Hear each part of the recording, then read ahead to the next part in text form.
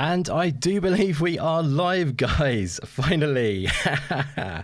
Really sorry about the delay, guys. Thank you so much, everyone, for being here on this awesome show, special show of the E3 21 prediction special, to be precise. Thank you so much, everyone who has dropped by. We potentially have one guy down in the audio factor who might be coming in a little bit, but that's why we were a little bit late, because we have a bit of audio issues. So hopefully you can hear us loud and clear and all that good stuff now. Do let me know if there's any issues on that regard. But like I say, thank you so much, everyone who is here to enjoy this show with us. I'm really excited for this one. It's going to be very much a celebration of gaming. We have got such an awesome time coming up with E3 and all the surrounding events around it. There are so many events going on. We are totally spoiled for games goodness coming up. All games goodness, but indie games goodness too is always a good thing in my book. But yeah, like I say, so much good stuff to look forward to over the coming weeks. And today we are going to be diving into all of that good stuff, speculating a little, predicting, all that fun stuff, saying what we might hope to see and what we think we will see. But yeah, I'm so pleased to see so many of you in the chat to enjoy that with us, because I really would love to hear what your thoughts are on E3 and all that stuff too. But let's go ahead and get straight on into these introductions, because I have put together an epic panel of awesome superstars for this show. I am super excited to be hanging with all of them because they are all absolutely legendary. And I'm going to go ahead and start with some introductions for these awesome people. So starting from the top, we have a legend from the community, someone who is a proper hardcore gamer, someone I love chatting indie games with a lot, and someone I have a ton of respect for. It is the legendary Assassin Looper, making her second appearance on the show. How is it going, Looper? It's going well. Thank you very much for having me. I'm looking forward to the discussion, and I love smart indies. So let's get at them. Beautiful stuff. Loving that, Lupa. Thank you so much for being back on, because yeah, you are a big proponent for the indie world, and I love to see that. You got a lot of positivity for indies, and in my book, that is, you know, top draw thing to happen to do. So thank you again for coming back on. Yeah, maybe just before we go on, what have you been playing recently? Anything you've been playing much recently that stood out to you, or you've been playing on that's fresh in your mind? I've been playing Hollow Knight and Dragon Quest Builder 2. Very nice. And a lot of multiplayers. I'm really looking forward to Biomutant. Nice. And so far, yeah, I've been focused mainly on Hollow Knight. Very good. You know how to make a man happy. Especially this man here, obviously. Yes. I tend to try and please. You're eager to please. Well, you've done well there. And how are you enjoying Hollow Knight? You're getting stuck into that. Yes, it's difficult. I mean, you can be going along quite happily and then walk around a corner and get smacked in the face. But other than Sounds like where I live. Yes, it's definitely a challenge. But a challenge that I'm enjoying, and it's a very enjoyable, smooth playing.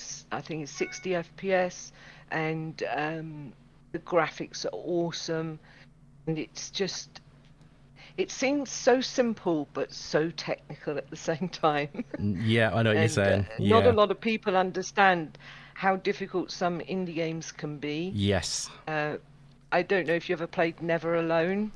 Awesome game. I've got that actually. I still need to get to it. Yep, that's awesome. Oh, you really need to. Yeah. It's an awesome game, and it's based on the Inuits and their actual stories from the past, and it's so heartwarming and so beautiful. And brilliant. I implore anyone who's ever played indie games to go play that one. Yeah, it does look beautiful. It is stunning, and they've added a new DLC, which a long time ago I might add, but it's very cute. So it's awesome. Cute, but it's got a deep story. It's very emotional. That's a great shout, that is, because yeah, I thought that might be up your street with the wolf avatar and everything. So that's a great shout. That's why I'm looking forward to Tunic. It's got a fox in it. Brilliant stuff. Yeah, that's a great shout too. Yeah, there's quite a few games actually with have animals as the protagonist, which is cool. I love it. And I love it. I do. I love it because I'm an animal nut. So right. I just awesome games, and I just love the heart and soul and the passion that the indie devs put into their games, and that's why I love them so much. Well, that is fantastic. That is a great viewpoint. I love that, and it's awesome to hear that you're into your indie games, and it's an absolute pleasure to have you back on. So thank you so much for coming back on, Lupa. It's an honour. I'm humbled you've asked me. Oh, you're awesome. By the way, guys, in the chat, if you wouldn't mind just letting us know with the audio levels as I go through everyone. Last time with the audio, after looking back on it, was a little bit out of balance. So just let us know if any needs to be tweaked. It'll be much appreciated. We want to get them nice and even and all that good stuff. So my crazy laugh doesn't overbear anyone. I would try and tame my laugh down today because it was crazy last time. But there we go, guys. I just can't do it, I'm afraid. But anyway, moving on from there. Actually, before we get into the next intro, I just want to give a quick... I just can't believe I'm even seeing this in the chat, to be honest with you, because it's something I've never had to do before, but I've just noticed a super chat in the chat, guys. I cannot believe it. You may have noticed that I've recently got monetized. So I thank you all so much for the support on that, giving me the watch hours and giving me the support on the channel to get over 1,000 subscribers and all that good stuff. But thank you so much to Stubbs Gaming, you legend, for popping the first super chat on the channel, which totally is not necessary, but is always appreciated, of course, for that support. But yeah, thank you so much, Stubbsy. That's a congratulations to Indy. Your channel is great, and I really appreciate all your support, buddy. That's much appreciated. But yes, let's get on there, because we've done one. We're challenging NLG right now for being slow on the intro, so let's get cracking. Who you were on last night, actually, which is awesome. But yes, cracking on then. Next up, we have got another legend who I love to hang out with, and I hung out with many times on the channel recently, which has been so awesome. He always brings such intelligent, well thought out takes and a lot of passion for all-round gaming. It is my good friend Luke Steele back on the show today. How is it going, Luke, my friend? Very well, thank you. Yes, it's been touch and go behind the scenes, as you know, as to whether I could get on because of work. But yes, I was the indie gamer gods opened the heavens and allowed me to come on. So I'm delighted to be here, and always a pleasure. Beautiful. It is always a pleasure to have you on, my friend. Yeah, so I'm glad the indie gods allowed it, because like you say, it was one point you were not looking good, and then all of a sudden you turned it around, and I was jumping for joy. Yep. So absolute little flip flop there, which was playing with my heart, which I love. Yeah. It was a bit of a roller coaster, wasn't it? But we got there. Just trying to keep me keen, weren't you? Yeah, just keep you on your toes. Yeah, exactly right. But yeah, so have you been playing much recently, or has work been so rammed, or have you... It's been pretty rammed. So the last stuff that I was playing, as you know, was Returnal, which I finished, which I loved. And then also finished Resident Evil Village. Sadly, not indie games, but great games. No problem. And that's been about it. I've dabbled very slightly in Mass Effect, but my partner has totally cannibalized that game. So it's very rare that I get the chance to go on between her being on it and me being otherwise predisposed. So yeah, so it's I'm feeling a bit a bit kind of gaming withdrawal at the minute. So I need something to spark me back into it. We've got the perfect cure for that. It's some good E3 Absolutely. talk. Brilliant, bro. Yeah, I'm sure you'll bring some good stuff. There's so much to look forward to in the coming weeks, as I keep saying, but everyone knows that. But I am super hyped for it. So yeah, really looking forward to all that's coming up. But yeah, thank you so much again for coming back on. Like I say, always an absolute pleasure, bro. You're slightly boomy. Are you quite close to your mic? Sorry to be Mr. Technical Man. If you back off maybe an inch, you might get a little... Let me turn my gain down. It might be a bit better. Okay, cool. Yep, you're just very slightly distorting at times, that's all. Sorry, just want to try and get the balance right. Oh my goodness. Brilliant stuff. Thank you so much, Luke, for coming back on. And next up, another legend. It's all legends today, my friends. We have got another Green Pass Gaming guy. They're doing the tag team on us today, guys. And someone who is always bringing awesome indie takes and, a ton of passion always. Something of a bit of a sidekick he's become on this channel, and I really appreciate all he does to support me on this channel and team up with me to bring the indie goodness into your lives, guys. It is the main man, Puxley, back on the show. How is it going, Puxley, bro? Evening. Yes, I'm doing very well, thanks. Appreciate the kind words. I don't think I'd call myself quite a legend, but I appreciate the remark. Congratulations again, actually, on becoming monetized. That's fantastic news. Thank you, my friend. It's very kind. It was slightly helped out by yourself and Vijay from last week's show, I'd imagine. We pushed us over that goal. Like, it was absolute bananas last week. It was fun last week. Crazy. Actually, 2 weeks ago. Sorry. 40k plus now views. It's got 44,000 now. Yeah, it's bananas. It's yours and Vijay's allure, I think. I'm just in the background, man, saving comments. So. Emotional support, I was. Yeah, well, that was a damn fun show to do, and yeah, I'm definitely going to be hoping to get more developers back on the show, guys, because that's a passion of mine. So hope to do that more. But that Silksong hype is real. Combined with the Crowsong hype, I was going to mention a little bit more, but we've got into it. But yeah, maybe I'll dive into that in just a second to say one thanks on that. But yeah, what have you been playing recently, Puxley, buddy? similar to Luke in a way, I've been quite busy with work, having to go into the office for the first time in a while. So most people have been playing Resident Evil Village, but I've actually jumped into Resident Evil 7 through Game Pass for the first time. And I recently finished that, and I really enjoyed it. And now I can't wait to jump into Resi 8. And so far, I'm playing one of the free-to-download DLCs for Resi 7. Not to Die or something like that. I can't remember what it's called, but I'm playing one of the DLCs, nice. And then at some point soon, I hope to jump onto Resi 8. But unfortunately, because of time, that's all I've really had time for recently. Not many indie games recently, I'm afraid to say. Oh, you've lost your indie badge now. I'm only kidding. No, I'm stacked. You've played a ton, so you'll never lose it. Plus, you're now developing as well. How's that going, if you don't mind me asking? To be fair, that's where a lot of my time has been. I'm kind of quite deep into learning Unreal Engine at the moment. Which is awesome, Just kind of building that portfolio and learning about the horrors of networking and network play, so that's all interesting stuff.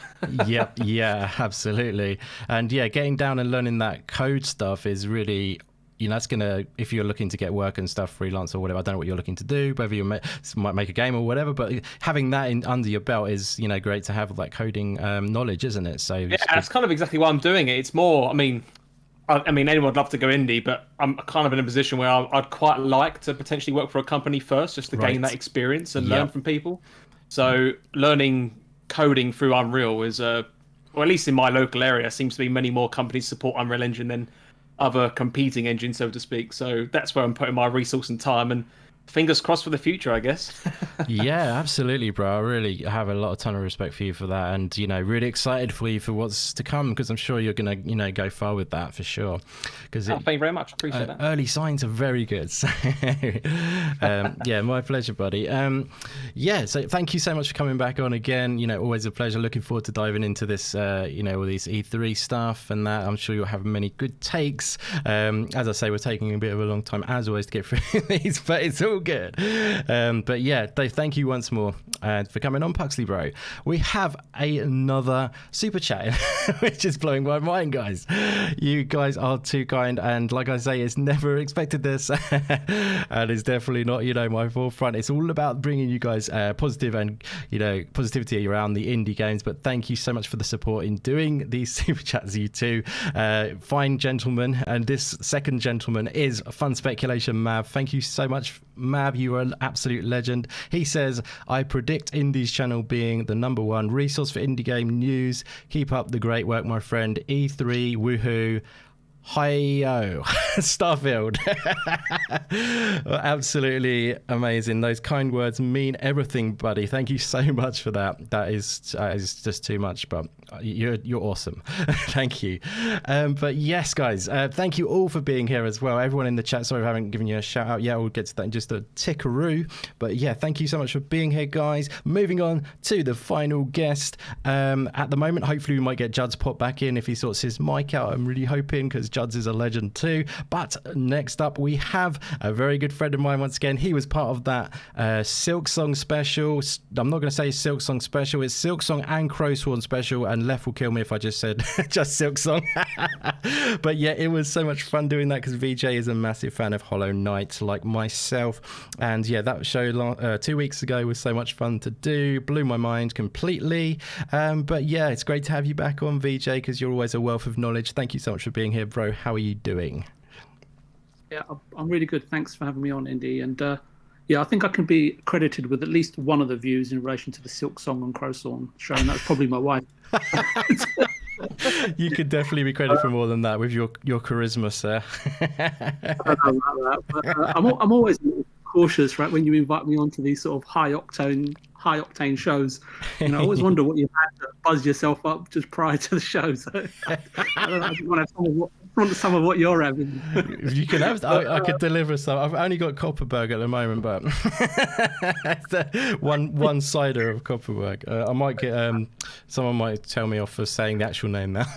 But yeah, I try to get. It's all on. It's all on the positivity of the games, my friend. It's all that hype that's getting me going. If I'm honest. It's not that. It's like when you have like Luke on and you have Puxley on. I mean, I know those two guys, and those two, and obviously the lady the queen of the show in Looper. They just have such in-depth knowledge, right, of indie games, and it just are just pale in comparison. So I sometimes feel like a little bit of a spare wheel, but I'm getting there slowly but surely. Such modesty. It's charming. I love it. No, that is awesome, awesome, buddy. Yeah, so what was I going to say? Yeah, it's like I say, it's always a pleasure. You did a really good job of pushing those hard-hitting questions towards left, so I think you got a few fans for that, my friend. So I was playing good cop, you were playing bad cop, you were doing a great job, and I thought that was awesome. A lot of people, I was looking over the replay, and I saw a lot of people respecting Vijay for that. So yeah, that was great, my friend. So nice work on that regard. Absolutely. And I really appreciate being part of that show. Yeah, thank you so much. Thank you again. And what have you been playing recently, my friend? I was gonna you might fall off your chair, but I've been so engrossed with Octopath Traveler, and I've poured in as many hours into this game as I did Hollow Knight. And the one thing both games definitely share, besides sort of being visually striking and having sort of fantastically conceived game design, is the OSTs, original soundtracks. They're definitely on par with one another. But yeah, I'm surprised, and because I only picked it up in lieu of some of the games that Luke mentioned, right? The big titles, but I've had to even I just haven't been able to pull myself away from that title, and I'm thoroughly enjoying it. And it's fantastic that it's in Game Pass. So yeah, that's what I've been up to. Very nice, very nice. That is a lot of hours you've put into that thing, because you put a lot of hours into Hollow Knight too. So yeah, that's that's good going, my friend. Good stuff. Yeah, so once again, thank you, Vijay, for coming on. You are awesome, and it's a pleasure. We're going to get into before we get this, it was related to E3, but we're going to get into, I just want to tackle a little question that's come up in the chat, which I was going to tackle anyway, but I just want to find out if Joddzilla has made the mic work. Have you done so, sir? Hello, can you hear me? Oh yes, amazing. Wow, technology. Wowzers. Let me give you a proper interview. We have got a final guest on the show. He is a first-time guest, but someone who I have a great friendship with, and he has an awesome music channel of his own, which you should definitely check out. It's in the description below, guys. He does awesome music for creators as well, and he's a fantastic guy and just a very talented guy in general. He works within software engineering field, I believe it is. And like I say, what a cool guy. Thank you so much for being here. He's made his microphone work. What a pleasure. Joddzilla, how are you doing, bro? Well, thanks for the intro, mate. That's I really appreciate that. And yeah, really embarrassed to be the audio guy to come on and not be able to get the microphone to work. So I apologize to everybody, but I'm doing good. Thanks. Really looking forward to this, and I'll be quiet while you get the show going. I think I've delayed it enough. No, you're all good, my man. We're all rocking and rolling now, and we're all set and ready to go for this. I'm super looking forward to it. Yeah, thanks again for coming on, my friend. And yeah, have you been playing much on the gaming side of things lately, sir? Yeah, I have. Obviously, I've been doing the racing stuff. You know, I love the racing games. I've been playing some MotoGP. But this week, I have finished Call of the Sea. Oh, very nice. Which is an amazing game. Yeah, absolutely fantastic. So much to love about the game. You know, the art style, the story, the whole thing's just brilliant. The puzzles and stuff. Yeah, so I've been playing quite a lot of that. And Hollow Knight, because of you, my friend. Oh my God, amazing. I know. I never played it, and then I've been listening to you, and it's sort of by osmosis. I have to play this game or Indy's going to murder me in my sleep. So yeah, I've been playing that. It's been pretty cool. Yeah. That's awesome. So how many hours have you put in so far? Only a couple, well, probably about 2 to 3 hours. I think I was trying to figure out the best way to buy things in the shop, you know, whether I should buy the GPS locator or I can't remember what the other one is to find your way around the map. The compass. Easier, so. The compass. The compass, yeah. GPS in a cave. That GPS, that would be a turn up, wouldn't it? Like, you can have a brilliant. Well, I'm loving it so far. That is awesome, bro. I can't believe it's awesome to see, you know, some of the community who are getting into it, like, because I think Vijay actually alluded to it when we were doing the last show with Lef. Even though we're amongst thousands of Hollow Knight fans at that point, he did mention that some of our community quite a few of our community haven't actually dived into Hollow Knight because maybe they picked it up for an hour and then, you know, didn't click with it straight away. So it's good to see more people jumping in, because it is a true masterpiece in my opinion. But yeah, hope you are enjoying, and definitely you stick with it. If you need any assistance on anything, because sometimes those first few hours are a little bit, there's not much hand holding going on in that game. So yeah, if you did, feel free to fire any questions to our way in the Discord or anything like that, or anywhere, and we will be happy to talk about it. But it's awesome to see you playing it though, buddy. Thank you very much for being on the show today.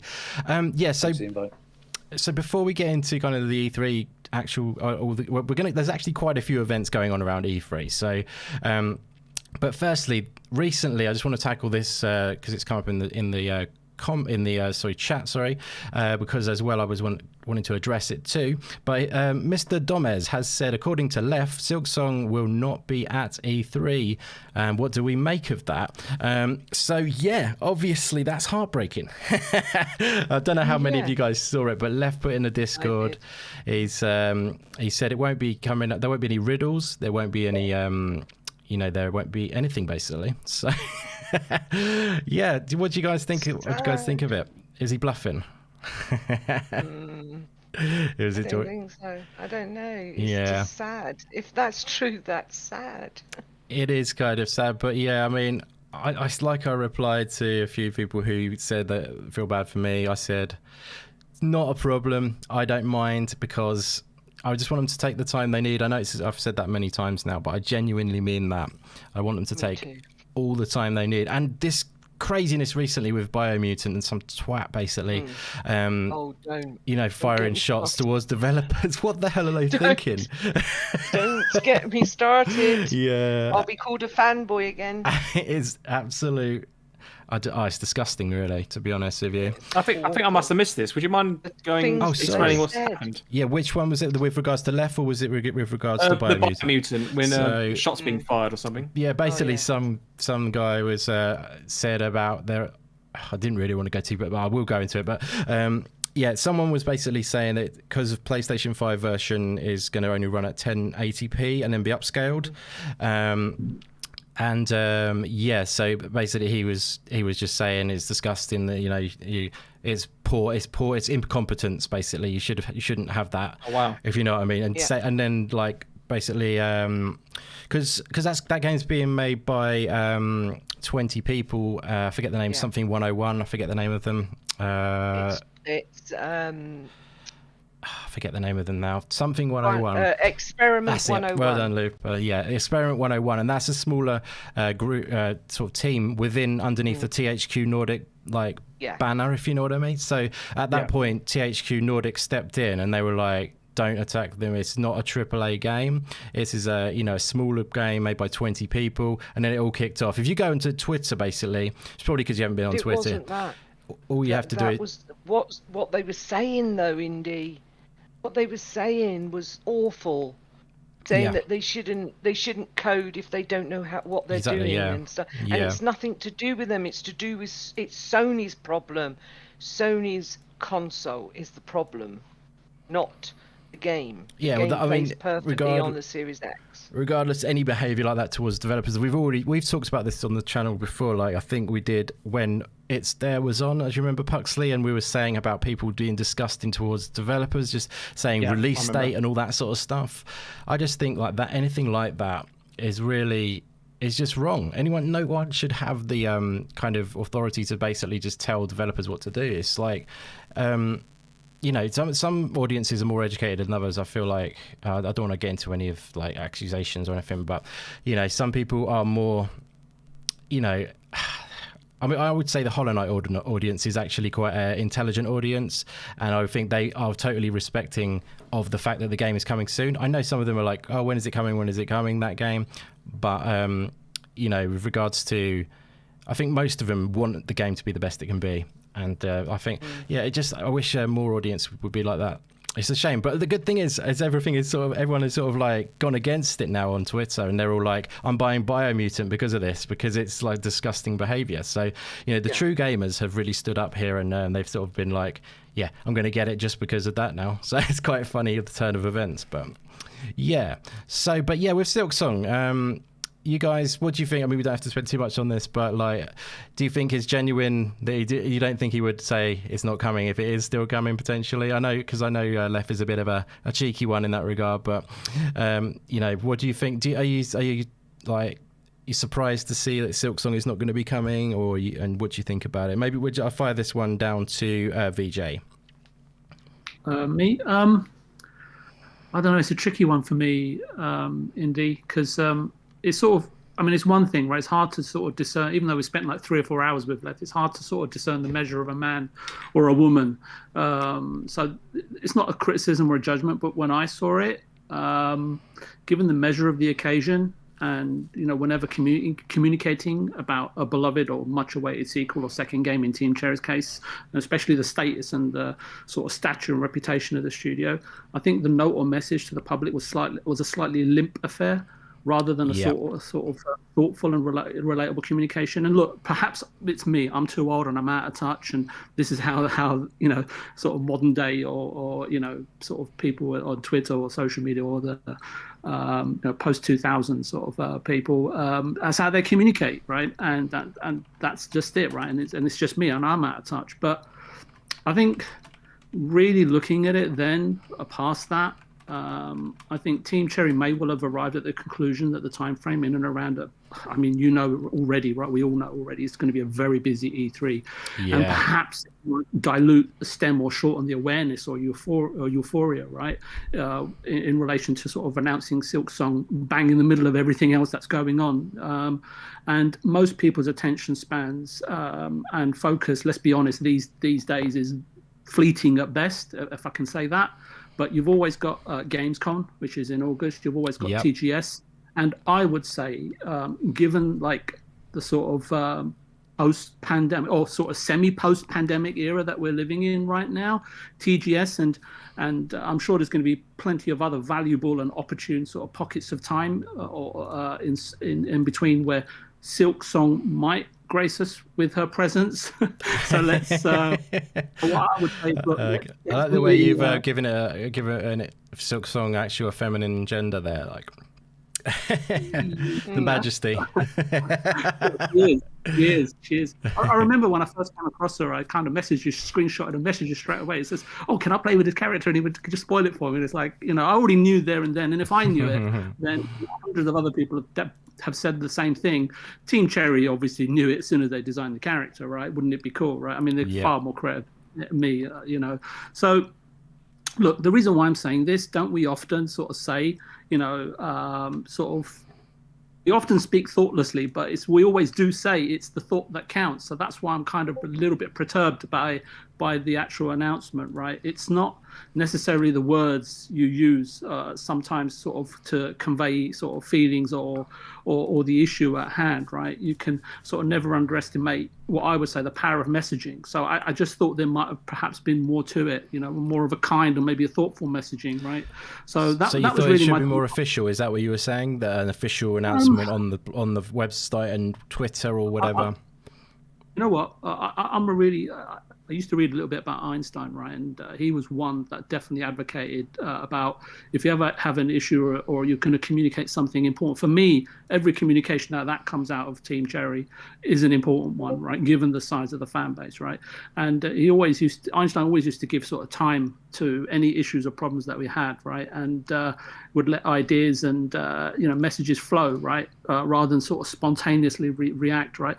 Look, I'm sure Lef has just kept it really plain and simple and said, look, let me just get this out there. Let's just get it over and done with. But I just felt that given the stature of the game and the anticipation of it, and you said it yourself, Indy, like if you only have to look at, what is it, Steam, where it's one of the only games I've come across with well over 100,000 very positive reviews, if that's what you can call it. So, it was a really high percentage. Yeah, I can't remember what it was. Like Hades and that were like really high, like them too. So I'm not saying... Yes, I'm not saying, just to finish up, I'm not saying that it should have just been more official. I just think it just, the occasion merited something perhaps more of a prestigious communication. That was all. Yeah, that's fair enough. No, that definitely makes sense. I mean, because the thing is as well, like, it does feel like Lef maybe, I don't know if some people have said this, but like the release of the first game was in February, I think, on the PC. maybe he wants to be in that kind of region. I don't know. Potentially they're going to, announce something at Gamescom and then it will come out in February or something. I don't know. That we're obviously going to keep speculating that and stuff, but maybe they do tend to seem, they've gone for Edge magazine and they've gone for this other really strange magazine in the UK. I can't remember the name of right now. I was going to say they've gone for the Indie Gamer channel. And that's a fact as well. Yeah, why would they? You know what I mean? They're very unconventional in their choices. So maybe they are not wanting to go for the big occasion with E3, if you see what I mean. But yeah, why would they come to some stupid channel like this? But yeah, that's a great take though, Vijay, buddy. Yeah, I don't know what Puxley, what do you think about this, buddy? About sort of Silksong sort of not being, it's been confirmed not to be coming to E3. Yeah, at first I was kind of like, really? Like this should be like a perfect showcase for it, and I was a bit like, oh man, we're not going to see it. But then the more, because we've said many times, right, that it's most likely, if not almost definite, that a Silksong trailer or debut of some description would be on a Nintendo showcase of some form, because they seem to kind of not own it officially, but in my own words, kind of own the advertisement of the game, so to speak. Yeah. So originally I thought, oh man, that's a real shame kind of thing. Like hopefully the game's in good stead, and it's clearly obviously requiring more time, which is perfectly fine, as you said earlier. Yeah. I think since I'd seen about the delay, I've also seen a lot of rumours that have come out of the blue a couple of days ago regarding potential Nintendo reveals, which are pretty big AAA stuff, if it is all true. So I kind of thought that, maybe delaying a potential Silksong reveal maybe helps with their own AAA marketing potentially. I don't know. I mean, because I know they obviously support indies in a very good capacity. At least they have publicly shown to do so. So I know it's a bit of a separate kind of sidestep. But I think, as we said many times before, that Silksong as an indie title has got so much kind of prestige behind it now, and such a dedicated cult following and fan base that I think it's. Yes, it is an indie game, but sometimes it feels like it's a bit bigger than that, if you get what I mean. It's sometimes still hard to believe it's still only developed by 3 people. Yeah, exactly. Yeah, it's got such a notoriety now. It's got like a massive, dedicated, hardcore fan base. And it's kind of like...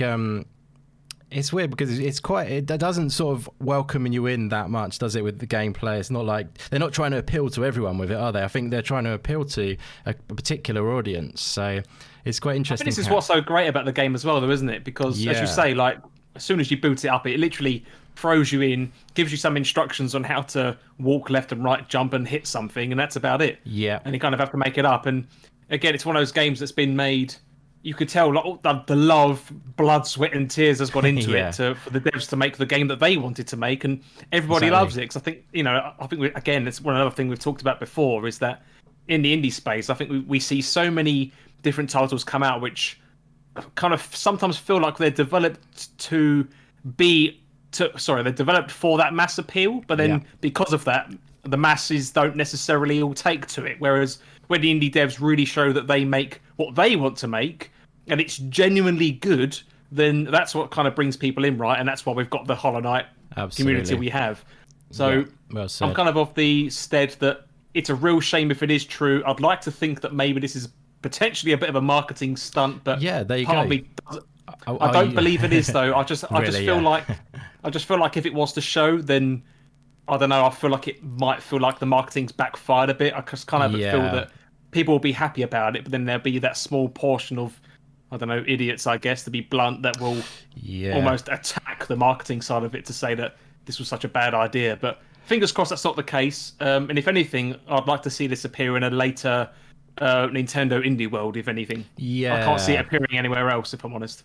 Yeah, I do still think, even though Left said they're not actually got a deal with them on that, I still think it will appear on that first, personally, like you say, because it's just like he also said that they've got a good kinship with them, for lack of a better word. They've got like sort of a good relationship between, the Nintendo platform and Hollow Knight. They've obviously sold a lot of units on there and stuff like that, as well as it being Switch. They seem to really favour that platform for it being like it's pushed out a lot of units, and it's also they promote the indies in general. So I'm sure like Left has quite a bit of influence over the whole team, in that obviously being the marketing guy. So obviously it'll be something they decide together. But I imagine we'll see it on a Nintendo showcase still. I would imagine. But yeah, it's just I think, like we said, it will happen when it happens. It's all good. But yeah, Luke, my friend, have you got any takes on this, my good man? Yeah, I think it's disappointing. I don't think Lef or anybody representing Team Cherry would have put this on the official Discord and then pulled a Kojima on us and suddenly revealed something we never expected, and there we go, Silksong's there. Then recognize how important that game is to the fan base, how devoted the fans are. Yep. And if you remember, I've been on here before where I said that I didn't expect it this year anyway. I think they announced it very early, it's all hands on deck for them making the game. They're trying to live up to the expectations they've created from Hollow Knight, which is a really difficult job, and I'm sure they'll be successful in that, but it's going to take them some time to do it. They're only a very small team. The game's going to be massive in scope for a 2D indie title. And I think this is just kind of them getting ahead of the E3 buzz and, letting people down early in a nice way to say, look, we know everybody's looking forward to this, but it's not going to be there. And to be honest, I wish more developers would do that, because there's nothing worse than hearing nothing about a game going into E3 and expecting it to be there, and then it's not there. And then, post the event, they say, "Oh, sorry, we're still working on it." Like, I'd rather be let down now on that regard. I would say, Luke, that they haven't really let us down because they never announced it to be. No, for sure, yeah. So it's more of a letdown in a personal expectation sense. I don't think. That's right. Yeah, so I didn't focus on when it's coming out. Why isn't it E3? My issue was just really the way that they delivered the message. I think it could have perhaps been handled in a better way, more communicative, made a more manageable, a more relatable way for fans. But I'm in 100% agreement with you that I think everybody that's played Hollow Knight, everybody that's heard of Hollow Knight, anyone that's in love with Hornet will definitely be. We all are.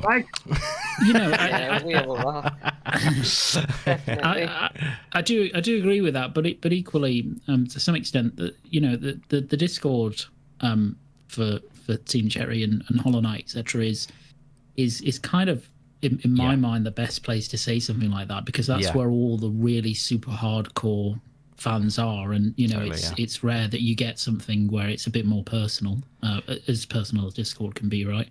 It's a hive in there. It's not just your average sort of, I'll click that Discord and then I'll never look at it. I think they're like, I was in there and it's like there's actual chat groups and stuff where people were actually talking in them and stuff about Hollow Knight. It's just great. It's really amazing. It is. So I think it kind of makes sense within the context of that fan base to do it there, rather than and Team Cherry anyway, that they don't really announce things outside of Lef or anyone. In fact, they're kind of different to most other developers in that sense. They're not communicative in the same way. So I didn't have a particular issue with that. Sometimes you think maybe it's nice if Team Cherry actually came out and gave quote unquote official announcement, but it's from Lef. He's the community manager of that, isn't he?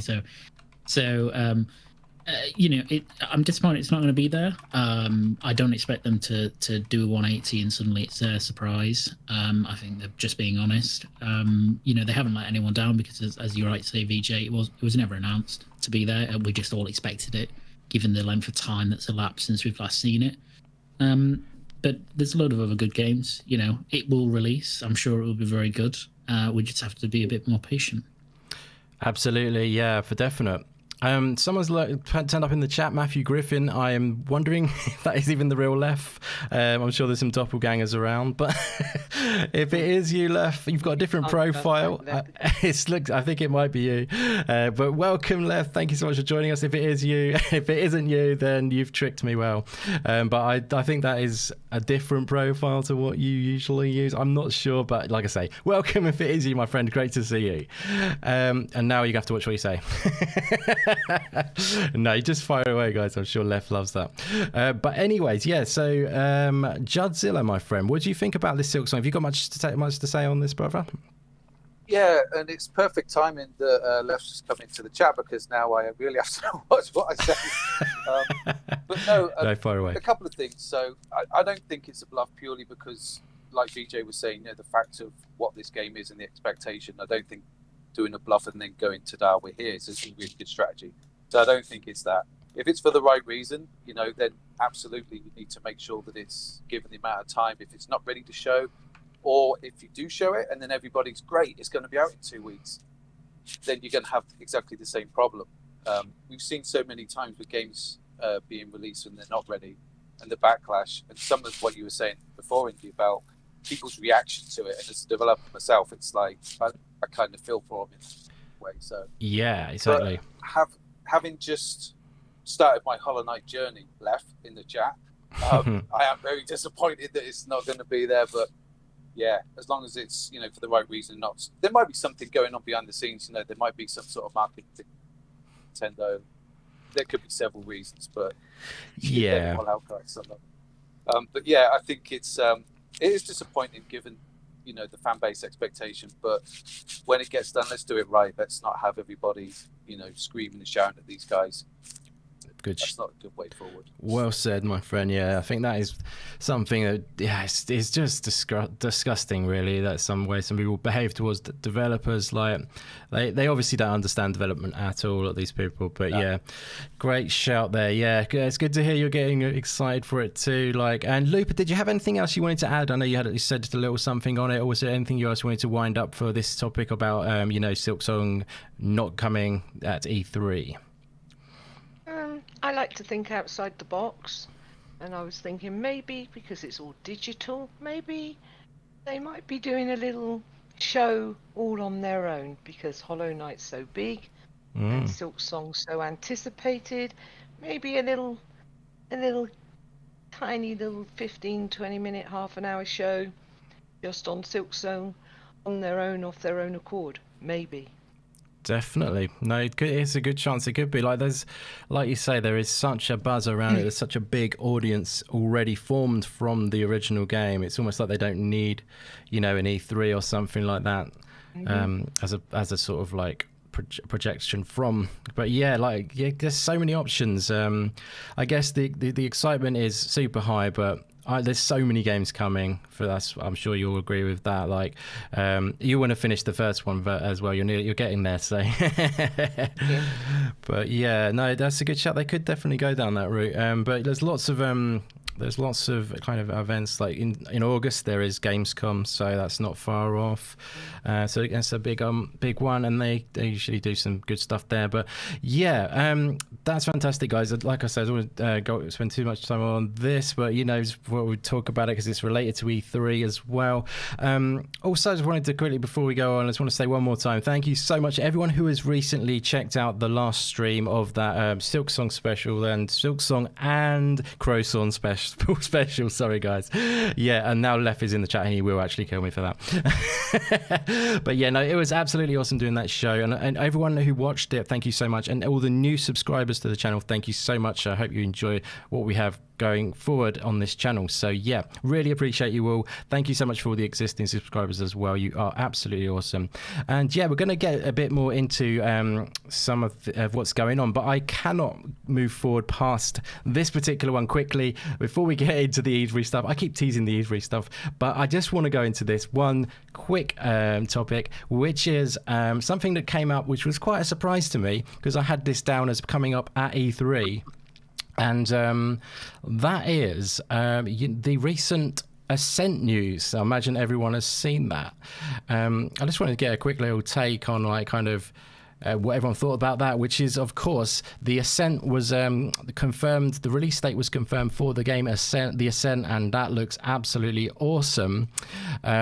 Super excited for that. I was quite surprised to see it leak out, because it was actually instigated by Curve Digital, the publisher of the game, and it was leaked into Weibo, which is like a Chinese blogging site. Maybe Vijay knows it, as he knows his Asian culture. Have you aware of Weibo at all, Vijay? Yeah, occasionally, but I'm not as familiar with it as I was when I was living over there. But, right, yeah, sure. I'm familiar with yeah, it was quite strange. We saw like Curve Digital leak it onto the release date trailer onto that blogging site in I think it's Chinese, like I say, Weibo, and then it went from there. Everyone found out about that on Twitter. It blew up. The release date was confirmed, and then finally the Twitter of the actual Ascent revealed the release date to be July the 29th for the Ascent, which looks absolutely awesome. And I'm going to roll the trailer in a minute, but just want to hear your thoughts about it, guys. Are you excited for the Ascent? We'll go around one quick time, and like the Ascent, I thought there would be a really good reveal for E3, but I think maybe they wanted to get a few pre-orders in potentially. It's a little bit of time. I don't know. I mean, you've got to get those pre-orders in before the Game Pass, takes it all. You know what I'm saying? It's business at the end of the day. So they are is a pre-order trailer and stuff, so maybe that has something to do with it. But yeah, the Ascent looks awesome. It's coming July the 29th. And it did seem like it was intentional for that to get leaked out, because it was Curve Digital that posted that onto the blog. So, yeah, what do you think about that, Looper? I think I don't know.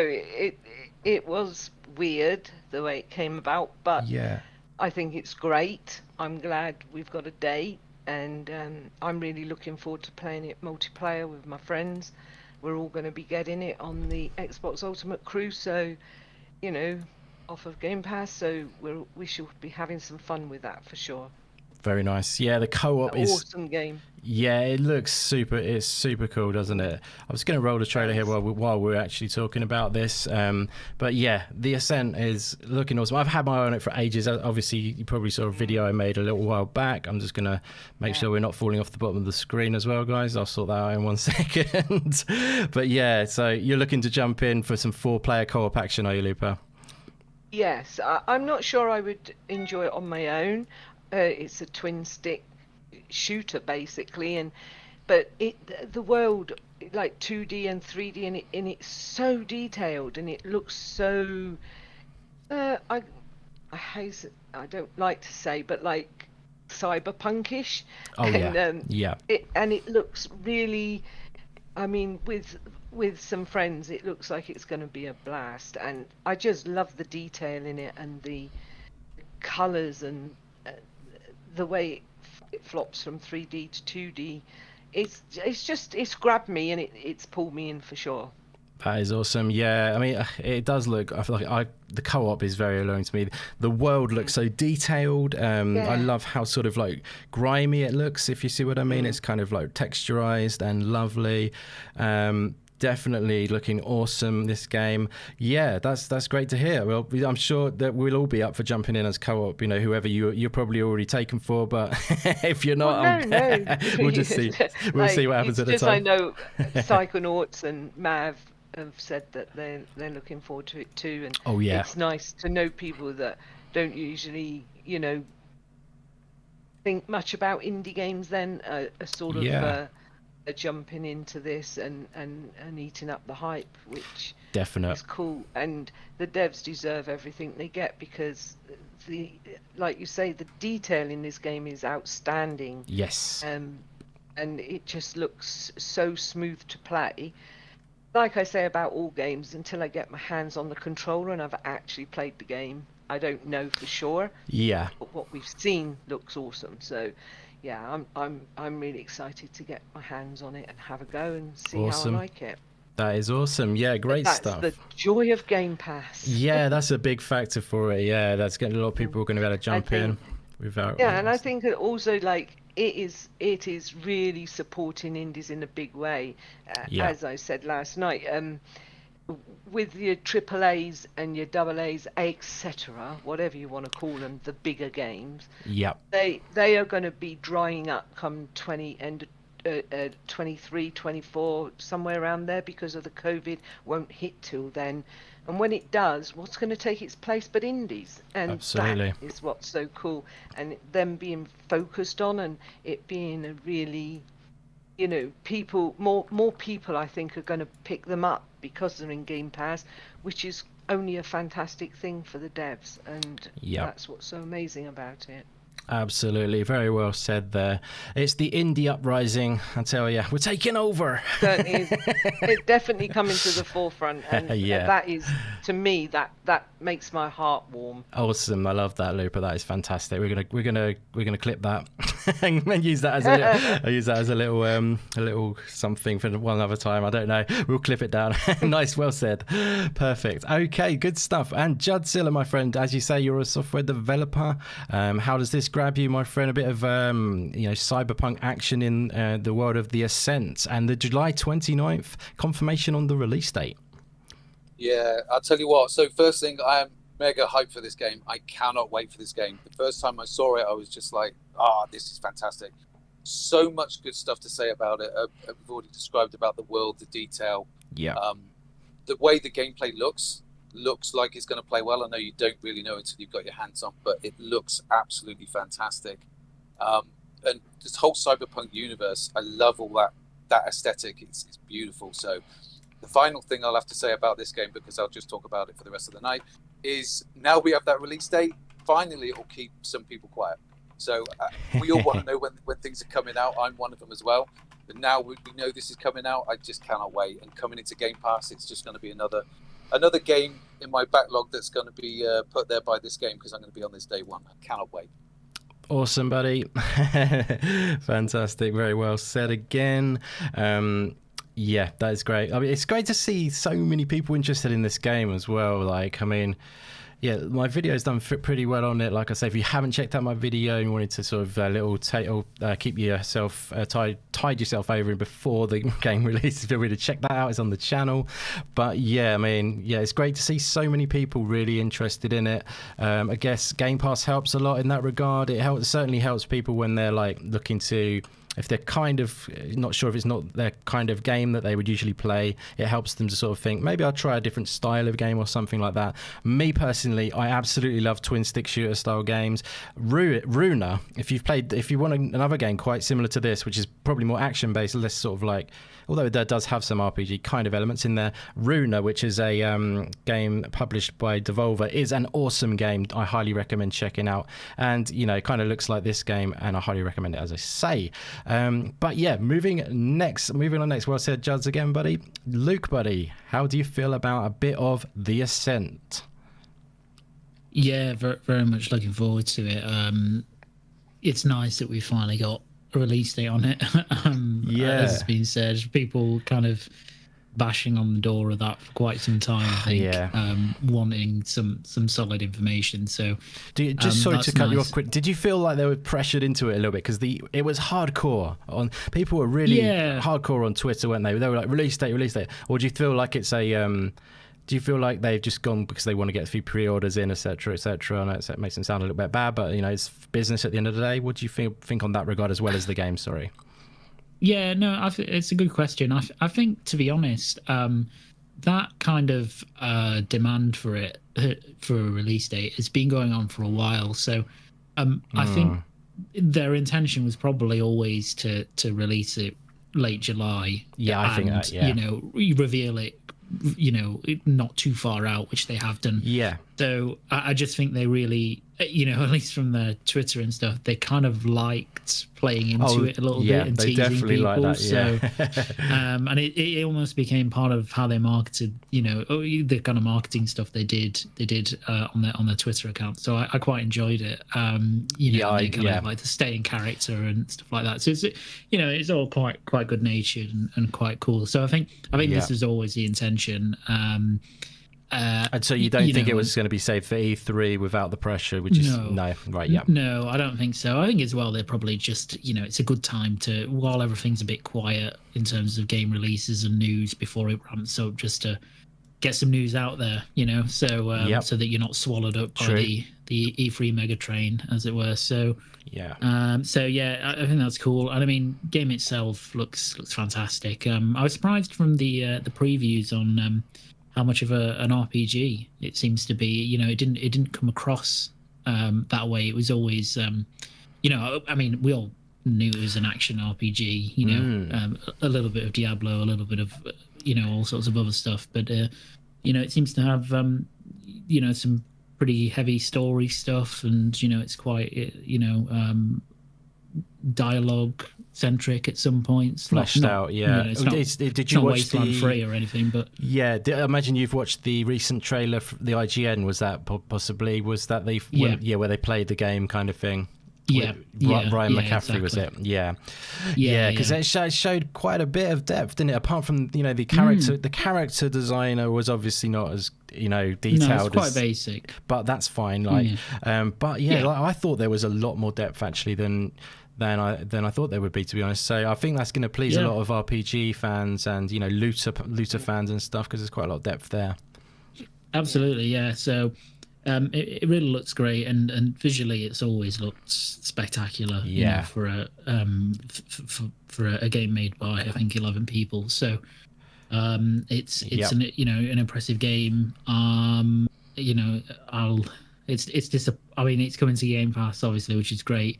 I don't think it's coming to the PC incarnation of Game Pass, which is a little more disappointing. So you're going to have to buy it if you want to play it on PC. It's coming to Steam, but it's not coming to the Game Pass PC on day one, is it? It's a bit of a shame, no. Yeah, it is a bit of a shame, and I'd like to 4K 120'd it, but there we go. Yeah, exactly. But it's going to be great, and I hope it does well for Curve Digital. Yeah, definitely. No, that's great shout, buddy. I wonder if it might get added to Game Pass PC Game Pass later, but it's it's on Steam for £22, by the way. It's got a little discount if you wanted to buy it through Steam, but then you don't get to play with your mates on Xbox, so unless they've got some sort of thing going on there. But that's definitely a big factor for me, I think, playing with the co-op. So it's a bit of a shame on that factor, but great shout, buddy. And Puxley, how are you feeling about this and the whole situation with the release date getting sort of trickled out, and then strange way of doing it in my opinion, but I kind of understand it in a way. How did you feel about, and the Ascent in general, how did you feel about it all, buddy? I mirror everyone else in that I'm really looking forward to the game, and I don't think I have much of an issue with the kind of way that the release date was revealed, because I think as much as we're looking at this as it's an indie title, I think the game is also being developed by AAA skilled developers, right? Like people that have worked in the industry. So I imagine they've probably seen many a fair share of how to try and market a game at least, or putting a trailer together and how to best ways to announce it. And no doubt there must have been some consulting going on in the background and playing off an experience on how do we do this. And I kind of feel that with a game like this, which a lot of people are looking forward to, and again, I've always described this as like a cyberpunk Diablo twin stick shooter kind of thing, and I absolutely love these types of games, and I love the look of it, and graphically it's phenomenal as well. And as Luke said, for a game being made by like 11 people or something, like they're down to 11 impressive.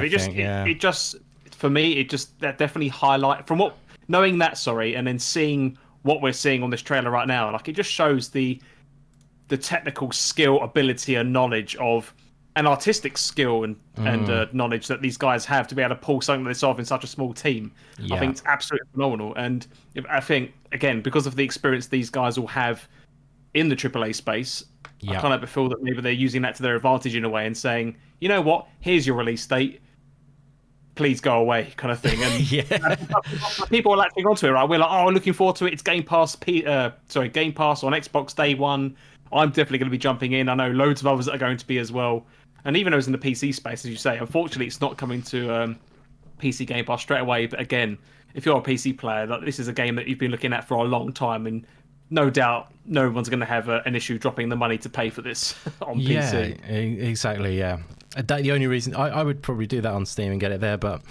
the only reason is because I won't be able to play with all my baddies on Xbox. There's probably more sort of people in the community in that regard, if you see what I mean. Yeah. But Can I just say also, it's pre-downloadable. I've already downloaded it. Nice. So anybody who doesn't know that, you can already pre-download it.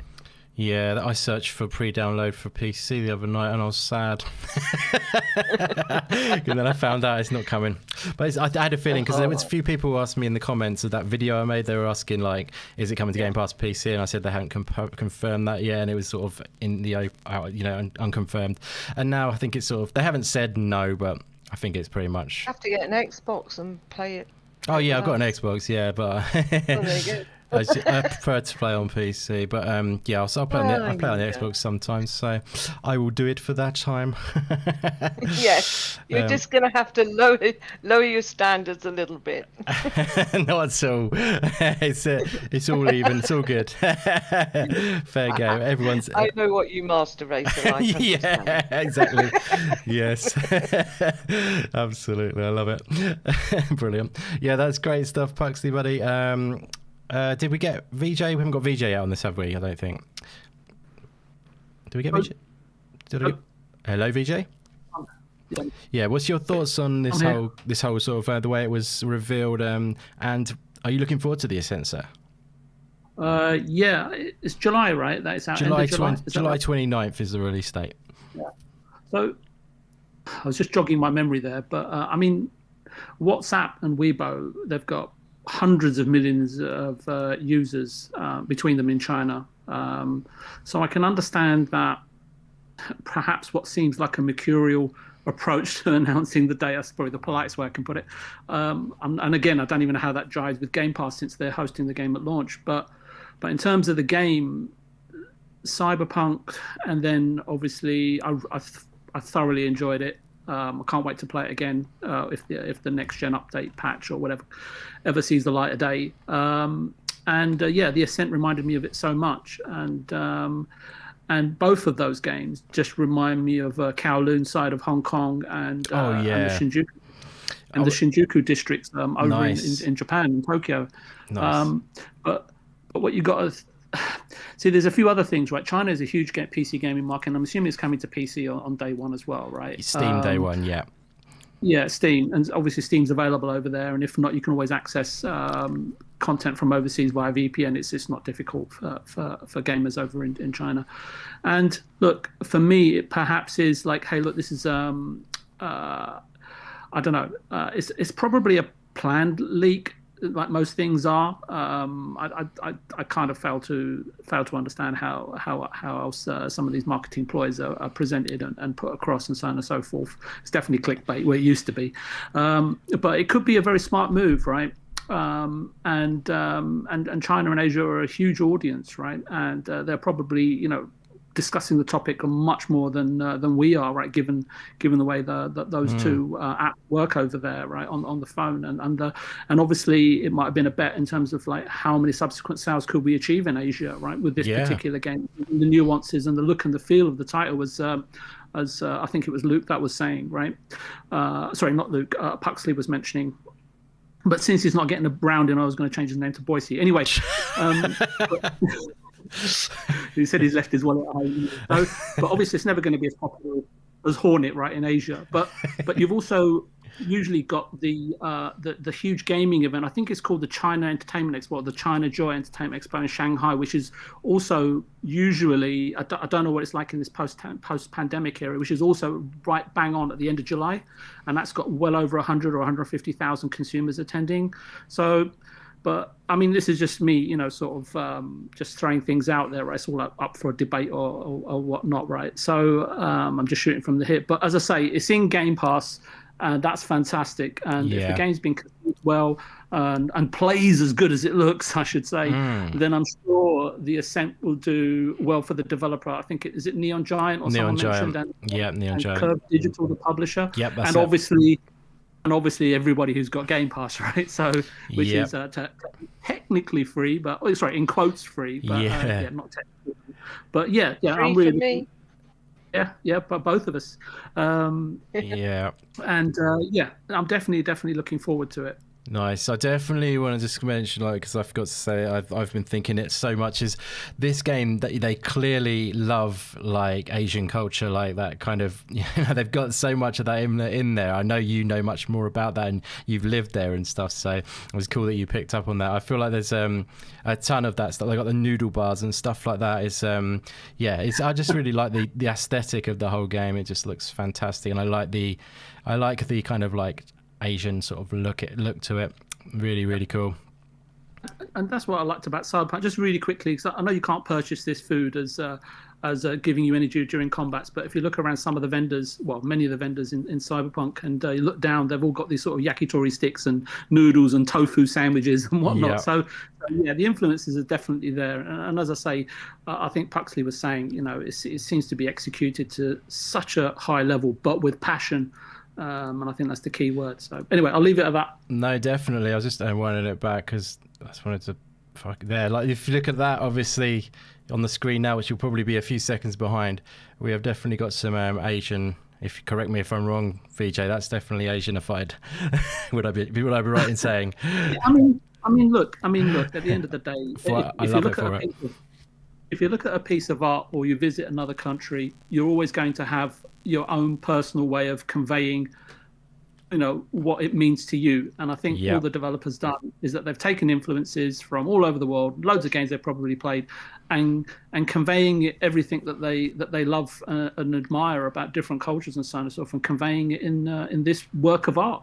I hope, and which I hope is what it is, right, when we get to play it. Yeah, absolutely. No, definitely. Like they got the lanterns in, I'm just noticing more. But yeah, they've done such a great, with the design, it's really nice. It fits in well, obviously. And dare I say, will it be the better Cyberpunk game or the best Cyberpunk game we've had in a while? Probably that hard to be honest. Yeah, exactly.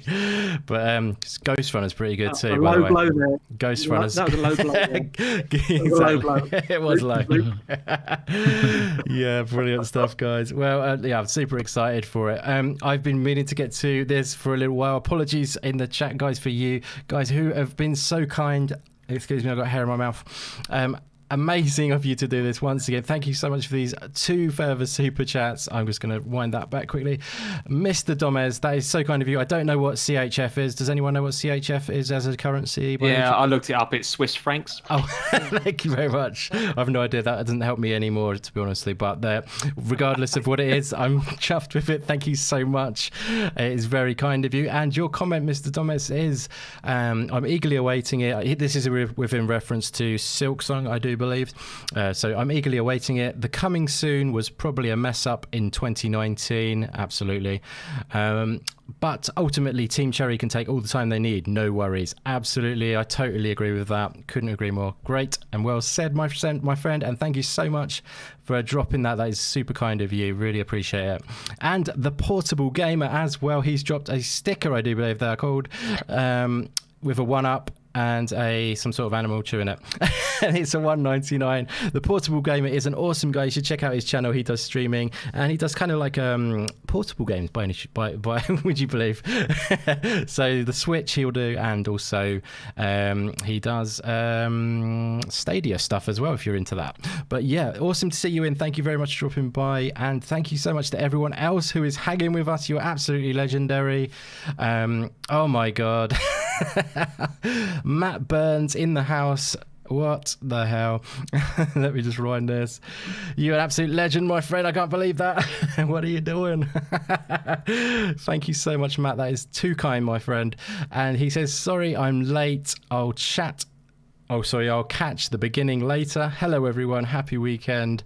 And a $20 super chat from Matt Burns, the legend. Thank you so much, Matt. You're amazing. And that you didn't have to do that, but it is absolutely, mega appreciated, my friend. So thank you for being here. And thank you so much to everyone else who is here as well. I was going to quickly do a quick run of shout outs before we move on. I've got a bit of time. I'm going to rewind that. And yeah, quick shout outs here, guys. Now I know how Mr. Boomstick feels. We're juggling everything around. Mr. Domo, shout out to you, my friend. Matt Griffin in the house. I do believe that is Matt Griffin because he's done that same 07 thing, which means salute, and he's done that to me before. Yeah. So I do believe that is him. I have decoded him. That was a little secret handshake, I think. It was awesome to see you in, Matt. It's fantastic to have you in hanging with us, my friend. Thanks so much for being here. Mr. Domet again, sorry. Matt Burns, Dragon Wolf, my good friend. Awesome to see you, buddy. Who else have we got? Blue Moon FC, thank you so much for being here. Battle Rafe, thank you so much for hanging out with us, my friend. Where are we, guys? The Unbannable. Is that a challenge? The Unbannable, thank you for being here, my friend. It's great to see you. And Psychonauts in the house, thank you so much for being here, Psychonauts. Stubbs Gaming in the house, thank you for being here, Stubbsy bro. Muppet 1169, thank you so much for being here. I know Mav was in the house earlier, thank you so much for being here earlier, Mav. Max Woe Hacked, I believe. I don't know if I've pronounced that right. I apologize. But Max, thank you for being here. It's really kind of you and great to see you. Maple Juice, thank you so much for being here too. I've got to get quicker at doing the shout outs. 2D OS Games, thank you so much for being here. Hope your game is going well. I know you're developing a game which is looking fantastic. And yes, and everyone else who is here, thank you so much for being here. We're getting into the real juice now. I know we're going a little bit slow. I always seem to be saying the same thing. It's all my fault. But Trevor is in the house as well. Thank you very much for being here, my friend. It is awesome to see you. So yeah, let's move on, guys. E3 goodness. We're going to get right on into that now. And basically, I just want to say E3, we've got the 12th to the 15th of June. That is what some people might be thinking of E3 as this year, but there is actually a ton more going on. We are still waiting on a few dates and times for the actual showcases, although I'm wondering if Xbox will go on their usual Sunday and all that stuff. But before we get into kind of that, I wanted to kind of sort of like highlight a couple other things. The first thing is the one that needs the highlighting. The other one is the Summer Game Fest, which doesn't really need much highlighting, but it's awesome to talk about as well.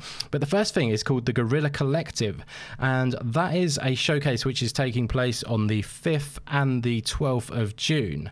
And yeah, so that kind of is it started last year with when like everything went tits up, to use a bad expression, but yeah, everything went a bit wrong, so they put on a digital showcase, and it was combined, it was because it's called the Collective, it was combining a few different outlets that came together, including Kind of Funny Games were sort of part of it as well, and there was like The Mix who came in and sort of like combined to do it, and it was like I say, a focus on indie games specifically, and they did an awesome job. They did 3 dates last year. This year they're going to be doing 2, which is, as I say, the 5th and the 12th of June. And I will be doing a reaction to at least one of those. On probably the 5th of June, I'm going to do one. So look out for that one, guys. But yeah, I thought I'd just want to bring a little bit of attention to it. And I've actually got somewhere around here, the website, and I just want to sort of give that a bit of a highlight. And let's see if I can pull that up right now without any seams and any hitches. Which... yeah, firstly, basically, mate, while I pull all that out, I've got it up, actually, there you go. Have any of you guys heard of the Guerrilla Collective just off the cuff? Did any of you check it out last year at all? Yes, I did. Very good. Brownie points. Love it. I just saw it and I thought, what's this? Clicked on it and away I went. Awesome. Yeah, I think it's amazing what they're doing. Fantastic. Yeah, no, they're doing a great job, actually. And it's actually a bit of a shame to not see that many views on it last year, but I know it's indies at the end of the day. But, this year I hope to see a few more maybe on it. But they do a really good job of showcasing them. They pulled together a great sort of curation of games, and I was really impressed with that last year.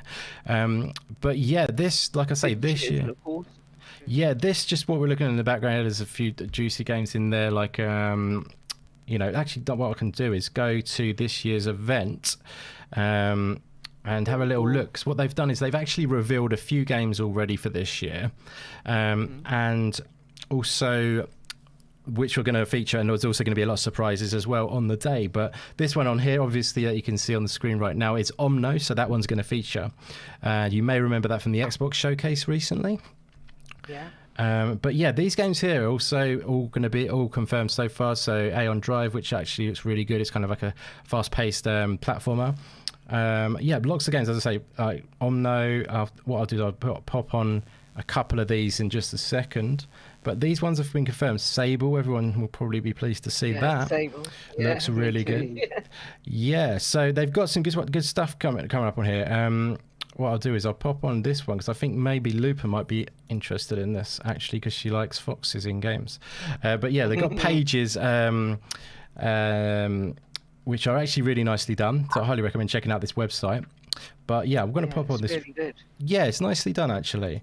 I'm going to pop on this trailer while we have a little chat about it. But yeah, it's usually a showcase sort of packed full of trailers that kind of, like I say, just focus on the indies, which I love about it. I mean, we're going to get some good indie coverage this year within E3 and all that stuff. But yeah, I just think it's nice to see like them doing this kind of stuff because it's kind of an evolution from, I don't know if you guys remember when Kind of Funny used to do their Kind of Funny showcase of I think that was what it was called when they used to do they kind of started the indie showcase in that regard, and they've done an awesome job there. And then Greg Miller was actually part of the Guerrilla Collective sort of bit of the presentation of it last year, so he's in there helping them out too, which I think he does an awesome job.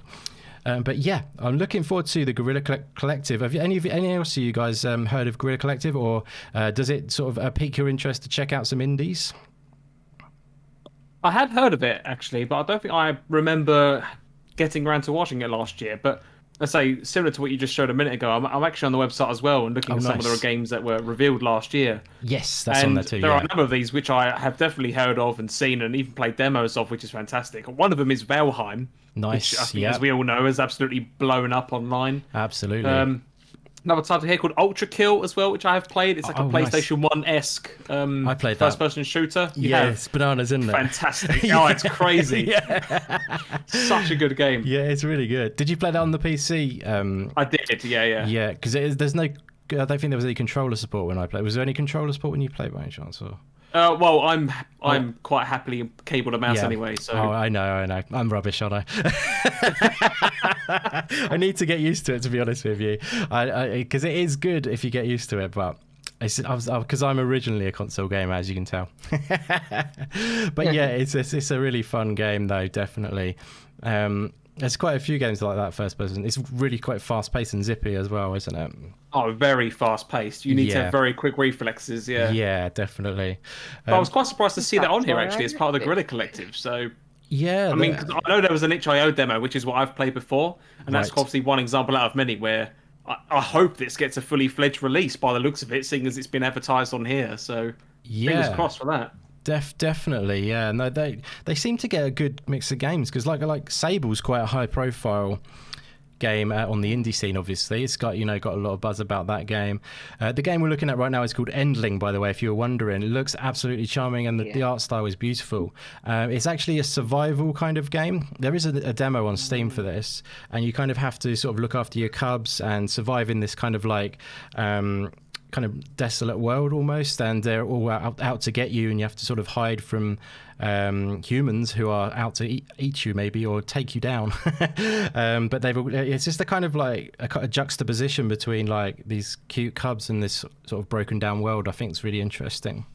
Very nice art style as well. Are you telling me it's only on PC? I think it's not out yet, so it probably will come to console. I know, but like it will? Yeah, often you'll see demos on PC before they launch. And then once I really want this one. It's all good, don't you worry. I'm pretty sure anyway. Sometimes they will release on PC first and then go over to console, but I think this one might come to console too. But yeah, I'll have a word. I don't mind waiting. Yeah. I just Brilliant. I love like survival games, and oh, cool. this one looks really cool. Excellent. Oh, that's great. That may be a perfect game for you. Fantastic. Yeah, there's a few on this Guerrilla Collective, yep. one that I collective, yeah, sorry, that I've been looking forward to. Bloodstained Ritual of the Night. Oh, nice. Yeah, that's why is that? Because that's already out, that game, isn't it? Yeah. Is that a DLC? It is, maybe? but like, I don't know, but like it caught my eye. So obviously I'm focusing on what I'm playing at the moment. So I'm waiting to get these, but maybe I'll pick them up in a sale or something. It did side-scroller RPG by Koji Igarashi. Yeah, exactly. I don't know if I said that right. It's a Metroidvania. It's actually I think that so game's it's already another out. Metroidvania. Yeah, that's what caught my eye, and the fact that it's also an exploration game. Yeah, so it was in Game Pass actually. I don't know if you saw it when it was in. Was it? Yeah, it came no, out. I didn't. Only came out recently. Because I've been looking out for it too, so I don't know. I missed that. That's a shame. I wonder. It might have been when I wasn't around for a couple of months. Right, fair enough. Yeah, it was. It's like I say, it came out quite recently, and it's. I think that might be in there potentially because they're going to add on a DLC or something like that. I don't know, but it's interesting to see it in there. Could be, yeah. Yeah, but yeah, that's a cool game though, and yeah, I love Metroidvanias in general for sure. But yeah, so like I say, there are definitely some cool games that they show off. Has any of you guys check it out last year or anything, or heard of it? I didn't check it out last year, indeed, to be honest with you. The first time I saw it was when you put the links up. So I'm amazed, honestly. There's a few things about this that is so cool. So the first one is, we talk about indie games and AAAs, and indie games don't get the sort of respect they deserve. These kind of events really help with that. And it kind of blurs the lines a lot between, some of the quality that's coming out on these games. It kind of blurs the lines a little bit about what is an indie game. I'm not going to go down that whole rabbit hole. Sure, that's it's a deep one. It's a deep one. But there's some amazing looking games on this side that they're highlighted. Industria, for example, that one caught my eye. FPS in East Berlin, Cold War alternate setting, a level, that sort of thing. That looks really cool. And Chernobylite as well. I think that's on early access already on Steam. Yes, I think I've seen that. It's coming July, I think. Nice. And again, that's sort of scratching my itch for the Metro Exodus type aesthetic. So, yeah, I think it's a fantastic initiative, and I'll certainly be tuning into this and getting some of these games. Nice, bro. That is fantastic. Yeah, it's a shame because quite a lot of people in the community didn't hear of it as well. Like, the actual first indie games podcast we ever done as a trial one was actually after the Guerrilla Collective last year. It was like late June, I think we did it or something, and we just did a sort of like talk about the Guerrilla Collective that just happened, which is funnily enough.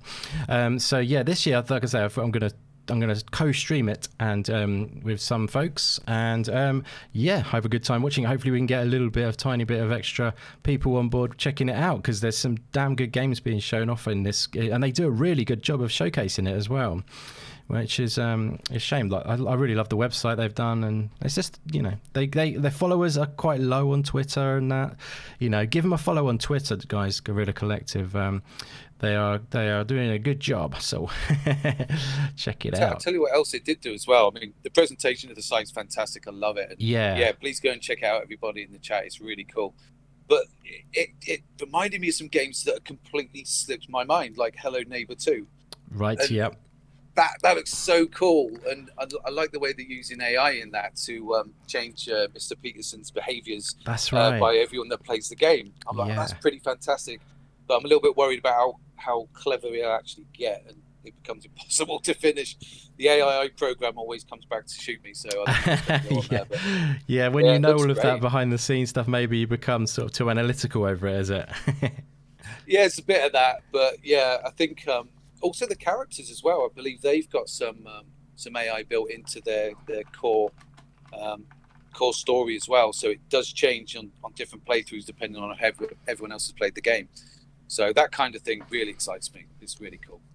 Nice, bro. Fantastic. Yeah, awesome stuff. Great takes again. Sorry, Juddsy, baby. Yeah, anyone else? Luke, buddy, did you check it out last year, or are you up for checking it out this year? What do you reckon, bro? I did. I saw one of the shows last year. Yeah, nice. I think it was the one that had. I think it was Genesis Noir in. That was one of the games. Anyway. Yeah, remember that.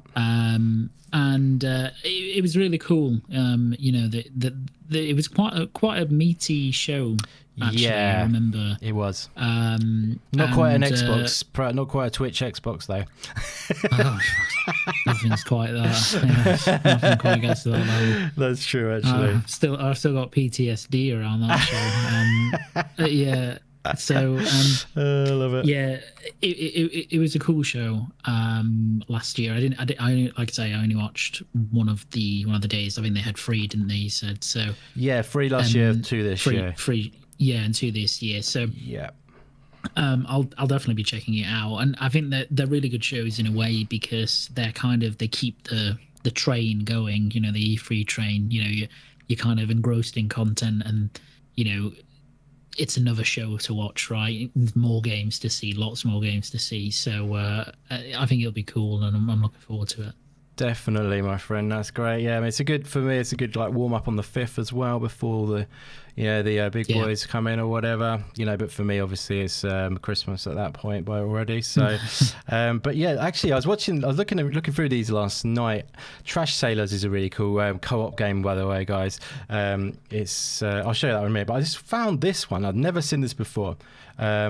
This looks really cool, in my opinion. This Grime, I think it's called. Yep. I'll put this trailer on. I think it looks awesome. After this advert. There we go. Oh, is this the wrong game? This is the wrong game. I think it's the wrong game. what an effort. I think it's the wrong game. Oh well. But now we learn about Squarespace, so it's a win-win. Sign up for Squarespace today. Next sponsor. Not sponsored. I will let this run, but then I will find the other game that I meant to find him in a minute. So we'll give Grime a little spotlight. So it's all fair game. Sick as well, by the way. It does look cool, actually. The other game. Ones I like the look of multiplayer was the Kung Fu Football. Oh, cool, nice. I thought that because for multiplayer purposes, it looked really fun. Yes, yeah, I actually downloaded that when it was part of the Xbox event. Another thing that's coming up as well, there's so much going on, but after the kind of E3 is over, there is also a Steam Festival coming up as well, by the way, guys. So a ton of demos will be available to check out, and I'll be diving into some of that too, which is I think that's coming up like the 18th of June or something. I'll watch that with you because cool. Steam, so. Sounds good. Actually, this game does look pretty damn cool. I'm just looking at it now. Yeah. So that was quite a good lucky pick. But yeah, the quality seems to be really good. But yeah, so you checked it out a bit last year, Luke, and you're going to be checking out some this year, my friend. Yeah, definitely. Looking forward to it. It's always quite difficult with the indie stuff because. It's not like, you know, if you sit there and you think, well, what are Microsoft going to show or what are Sony going to show? Yeah. Really, the indie stuff is who knows, right? Like it's all a surprise pretty much, apart from the stuff they pre-announce. So you often go into them. I don't go into them, you know, any kind of indie focus showcase expecting anything in particular. And then I'm always surprised, and there's always great stuff that pops up. So that's what I really like about these showcases is that it's often the games that you don't hear about, that you've never seen, that just take you by surprise. And who knows, like this might have the next, you know, another Hollow Knight or something like that. So yeah, 100%. No, that is the beauty of it. It's kind of interesting. They do show you a few before. I guess that gets you kind of interested in like the level of quality that you can expect. But yeah, the surprises and the games that you've not discovered before are always the absolute. You know, can be amazing, and we can really. I think this is that game I was trying to find. I don't know. Is it that one? I should have wrote down. Sorry about this, guys. I just want to show it off because it looked cool. It's Shinobi by Light. Shinobi. I don't know. Also looks awesome. I'm not sure which one it was now. This is weird. Never mind the next game, Indy. What's the next sponsor? Where's the ad? Yeah, I'm not too sure. Can you describe the game? Maybe that. No. No. I'm trying it, brother. I'm trying. Sorry about this, guys. I just don't understand where it's gone. A black book, is it? It could be something quite vulgar. Akatori is another Metrovania. No, it's not black book. I should look. It's something quite vulgar. Yeah, it's kind of vulgar looking. Yeah. The vulgar look. I have to give up on it, I think. You're not talking about Liberated, are you? Can't remember what day it's on. Is that on day 1 or 2? That's on the day 1 page. Where's Liberate? This is compelling viewing right now. It's all my fault. Because they're getting to see all the games. Look, absolutely. As you're flicking through them, they're getting to see them. That's good. Yeah, thank you. That's so weird that it's disappeared, though. I've sworn. You're on the 2021 tab, aren't you? I'm looking at the 2020s from last year, maybe. On the top left. I'm on. Yeah, I'm trying to show this year's. I'm sure it was on this year's. Is it Beasts? No, I don't think so. Yeah, that Kung Fu Kickball for multiplayer looks really good. Let's put that on. I'm going to have to be a bit unprofessional right now. I'm going to have to nip to the old toilet. I'm sorry, guys. Yeah, no, Shinobi. That's survival horror. And that's that might be it. 5-1. So if you want to... yeah, let's pass this one over to one of you guys. Maybe Vijay. He's good at keeping the convo going. How do you feel about the Guerrilla Collective, Vijay? And will you be checking out this year? I'm going to nip to the toilet, so talk amongst yourselves for a little bit if you don't mind, and I will be right back. Thank you very much. All my Indy and his antics. I mean, I have to be honest and truthful. I don't really pay much attention to the indie scene or events as perhaps I could or should, but I usually obtain about 90% of my indie knowledge from speaking with Indy privately or the video that he creates and shares with the community. But the link that he sent actually surprised me because I actually didn't realize that it's Dragon Quest anniversary on May 26th next week, and I don't know what else to talk about really. I don't have the sort of I don't profess to have the capacity or knowledge like everyone else on the panel in terms of every game that exists or that's on the horizon, especially when it comes to indie. So I tend to now these days, especially in the sort of modern day of digital buffet gaming, a la Game Pass, sort of lean towards certain franchises, publishers, and even creators that I'm familiar with, and not just from the past, but also from new creators and their offerings. Especially, I think Joddzilla was saying, indie games are on a constant sort of on a constant wave that's continually rising, and the games that I usually play that are indie games are strongly recommended to me by certain well-respected savant-esque individuals in the community. You know who you are, right, Indy? Hope you can hear me in the toilet. But however, out of all of the video games franchises that I've played over the sort of decades, it's got to be Dragon Quest for me. It's the one franchise, if I sort of total up the number of hours, that's the one I've poured in the most time and energy into.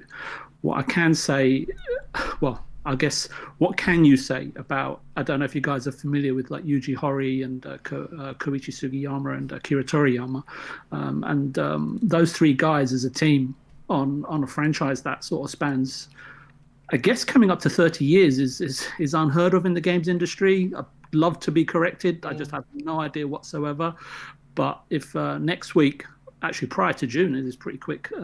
If I do get a glimpse of Dragon Quest 12 at this event, where it seems to be confirmed that I think Yuji, the creator of the franchise, is definitely going to be present.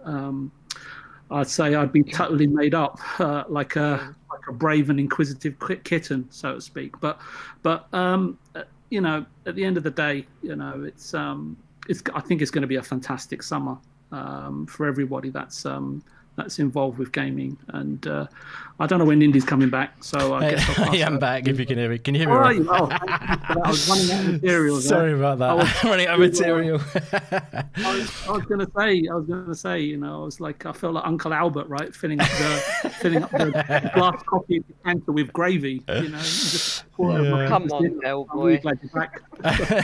Thanks very much. I got we back. were just glad you were muted in the toilet, Indy. That was yeah, the main concern. I was very careful to do that because I'm not that far from the toilet actually. On tweeting streaming on stream, I think is what they call it these days. I don't know. Yeah, exactly. But yeah, looking at this. This is last year. So Minute of Islands. There's some awesome games in there. Paradise Killer is a very popular game. Skate Story. That is an awesome game. I want to check that game out. It's still on the way.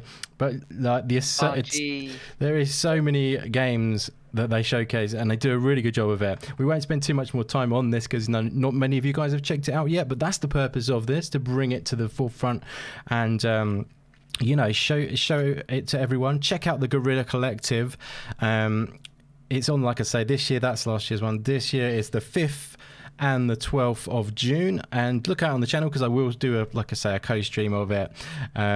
But yeah, like I think I can't find that game, so I'm going to have to give up. I'm a bit stubborn, so I could keep looking all night, but I don't think that's very entertaining. So I'm going to give up on looking for that game, unless it's that one. I like the look at behind the frame. Behind the frame. Let me just click and see if that's the one. That's really good because it's like, did any of you play Okami? Yep. Vijay, I haven't, but I know it. The artist was Tetsuya Sawaki. Yeah, I remember that game. And it was so awesome as a new IP, like doing the combat with your paintbrush and doing strokes to get rid of them and stuff. And this one is like about her finishing her last painting, and it's also with brush art and stuff. Nice. And I just think it's awesome as like a different thing. That's what I loved about Okami, the art style and how different it was. And it was just so, I know who came up with the idea to, you know, use your paintbrush as your sword basically, and it's just so awesome. Most definitely, yeah. I love that one. It's just they go about things differently. Indie games. Again, it's a very deep discussion. But like I was saying in the chat of NLG last night, shout out to our boys NLG Gaming. I was saying, like, you know, AAAs, they're very restricted by having to follow tried and tested methods. With indie games, you will get completely outside the box games which, you know, completely go their own way, and they're not restricted by any of that.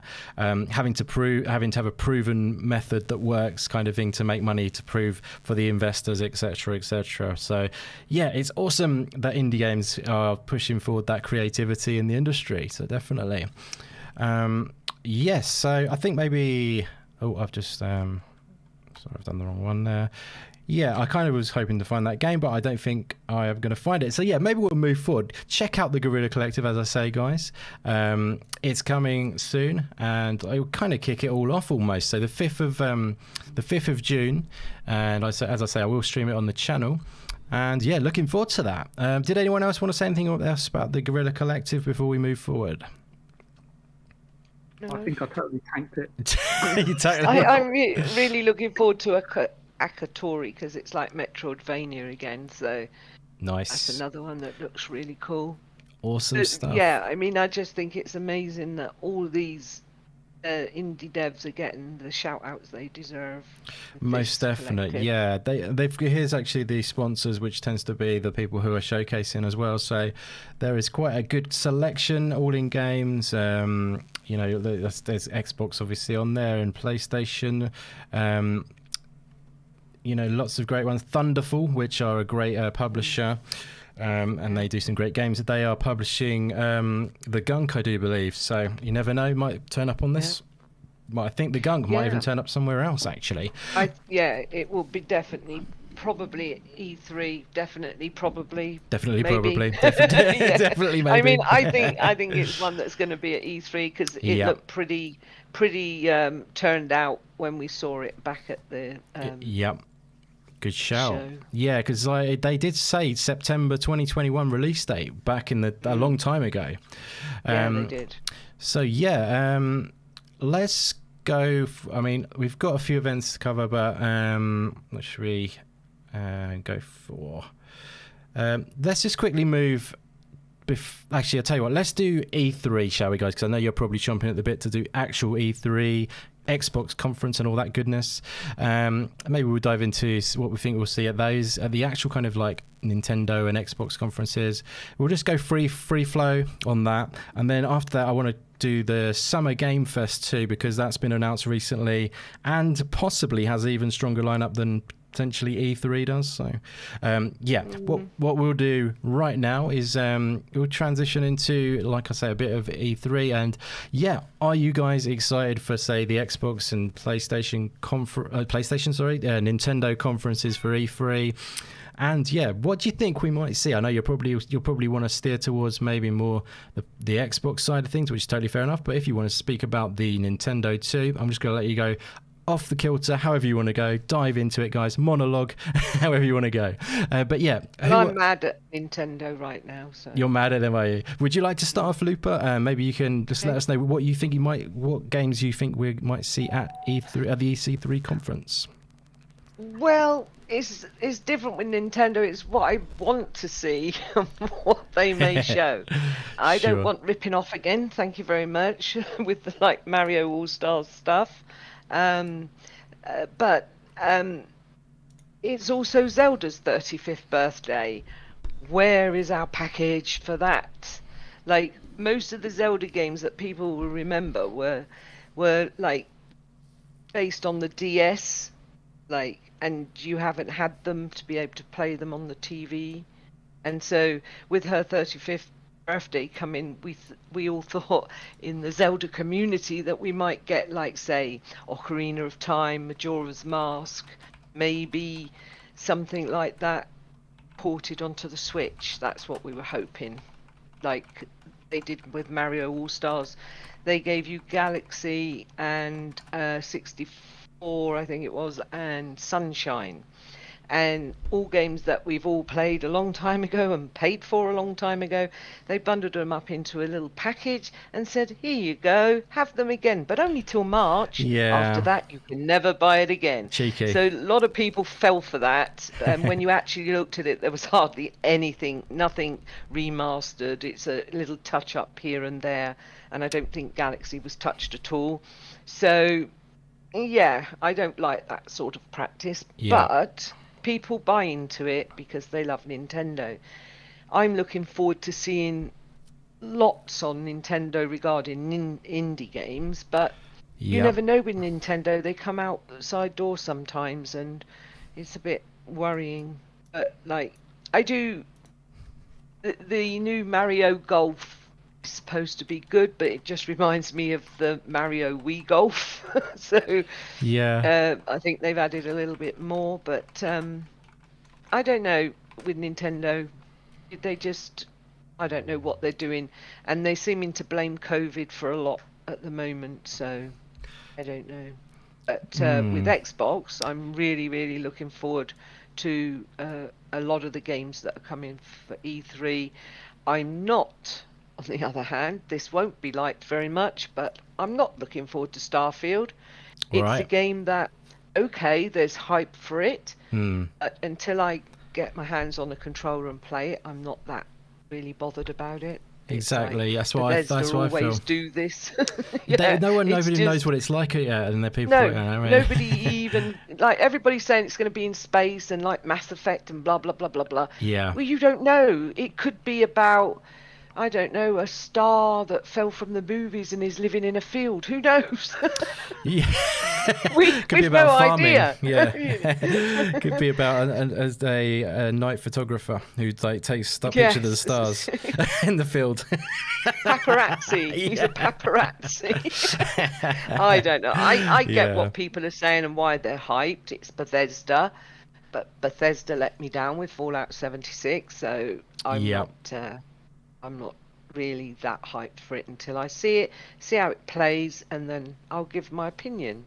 But I'm not going to give an opinion on a game I've not seen anything from at all. Exactly. Yeah. I mean, I completely agree with that. Psychonauts is taking the mick out of me now. Some people know, but do they though? Do they? Do they really? Exactly. Though, Psychonauts. Even Rand got it wrong about Starfield. So there you go. He knows people, and he is one of the people himself. Who are in the know, and he got it wrong about the release being. It's not going to be this year anymore. So. That's no. But anyway, I think it's more likely to be the beginning. They have been polishing it for a good year or so, so I think it's likely to be, early next year. I think. Yeah, exactly. Yeah, I mean, so let's hear a juicy little prediction then, or a couple of predictions of what you think we might see on Xbox's stage. Maybe anything we've seen before that might come up again, or what kind of game are you looking forward to from them that you think might re-emerge? I'm thinking. Oh, I don't know. It's hard because you think, and then you're thinking, well, maybe I don't know. Yeah. It's like, what is going to be? I know who's going to be at E3. Yeah. We can loop back round if you like. What games are attached to them? We'll loop back round. Would you like us to loop back round? Yes. Yep, yeah, because I've got to have a think. Because sometimes it goes out your head what you're thinking. Absolutely. I know what you mean. I have that all the time. I definitely miss having it written down. Absolutely. No problem. Okay, so who would like to go next? Give me a shout, guys. First one to shout. Can I jump in? Sure thing, Puxley. So, go for it, my friend.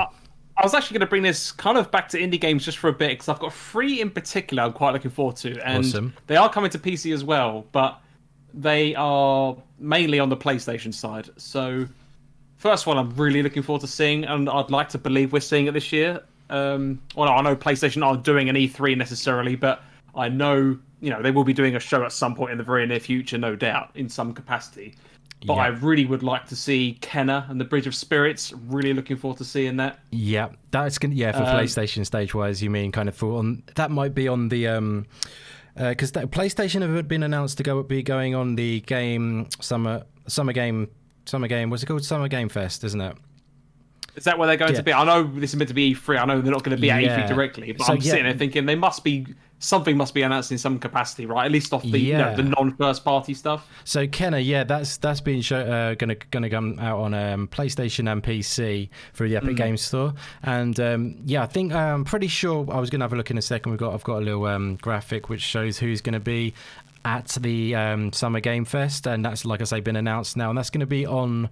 I'm going to have to quickly have a look. It says on the 10th of June for the Summer Game Fest. So that's actually coming in before the E3 conferences. So maybe so we might actually see that quite early on then. That'd be really exciting. Yeah, exactly. It's going to it might cut in and sort of steal the thunder of E3. Because actually a lot of people are feeling like, and I kind of agree, maybe, I don't know yet until we've seen it all, but it kind of looks like they're quite strong on the Summer Game Fest. On the lineup wise, because with PlayStation's on there as well as Xbox, pretty much everyone's on there. Like I said, I've got a graphic somewhere, I can maybe pull that up. But yeah, so you want to see Kenna, you're looking forward to that game, are you? Man, when I saw it on I can't remember what PlayStation showcase it was, but when I first saw it, I immediately fell in love with it, not just graphically but from the gameplay perspective as well. I mean, I'm a big platforming fan as a genre, and unfortunately it seems to be dying a very slow death, and it's kind of existing mainly in the indie space. So I know, again, Kenna is still an indie title, but because it's made by, was it ex-Pixar animators, I believe? Yes, they are. They just made the characters absolutely come alive, and the animation quality is absolutely fantastic. Yeah. And just seeing the gameplay as well, it's got that, kind of third-person platformy exploration type gameplay, but it's also got that kind of third-person shooter vibe to it, just because of some of the mechanics which we saw in a few gameplay trailers a couple of months ago, I believe it was now. Yeah.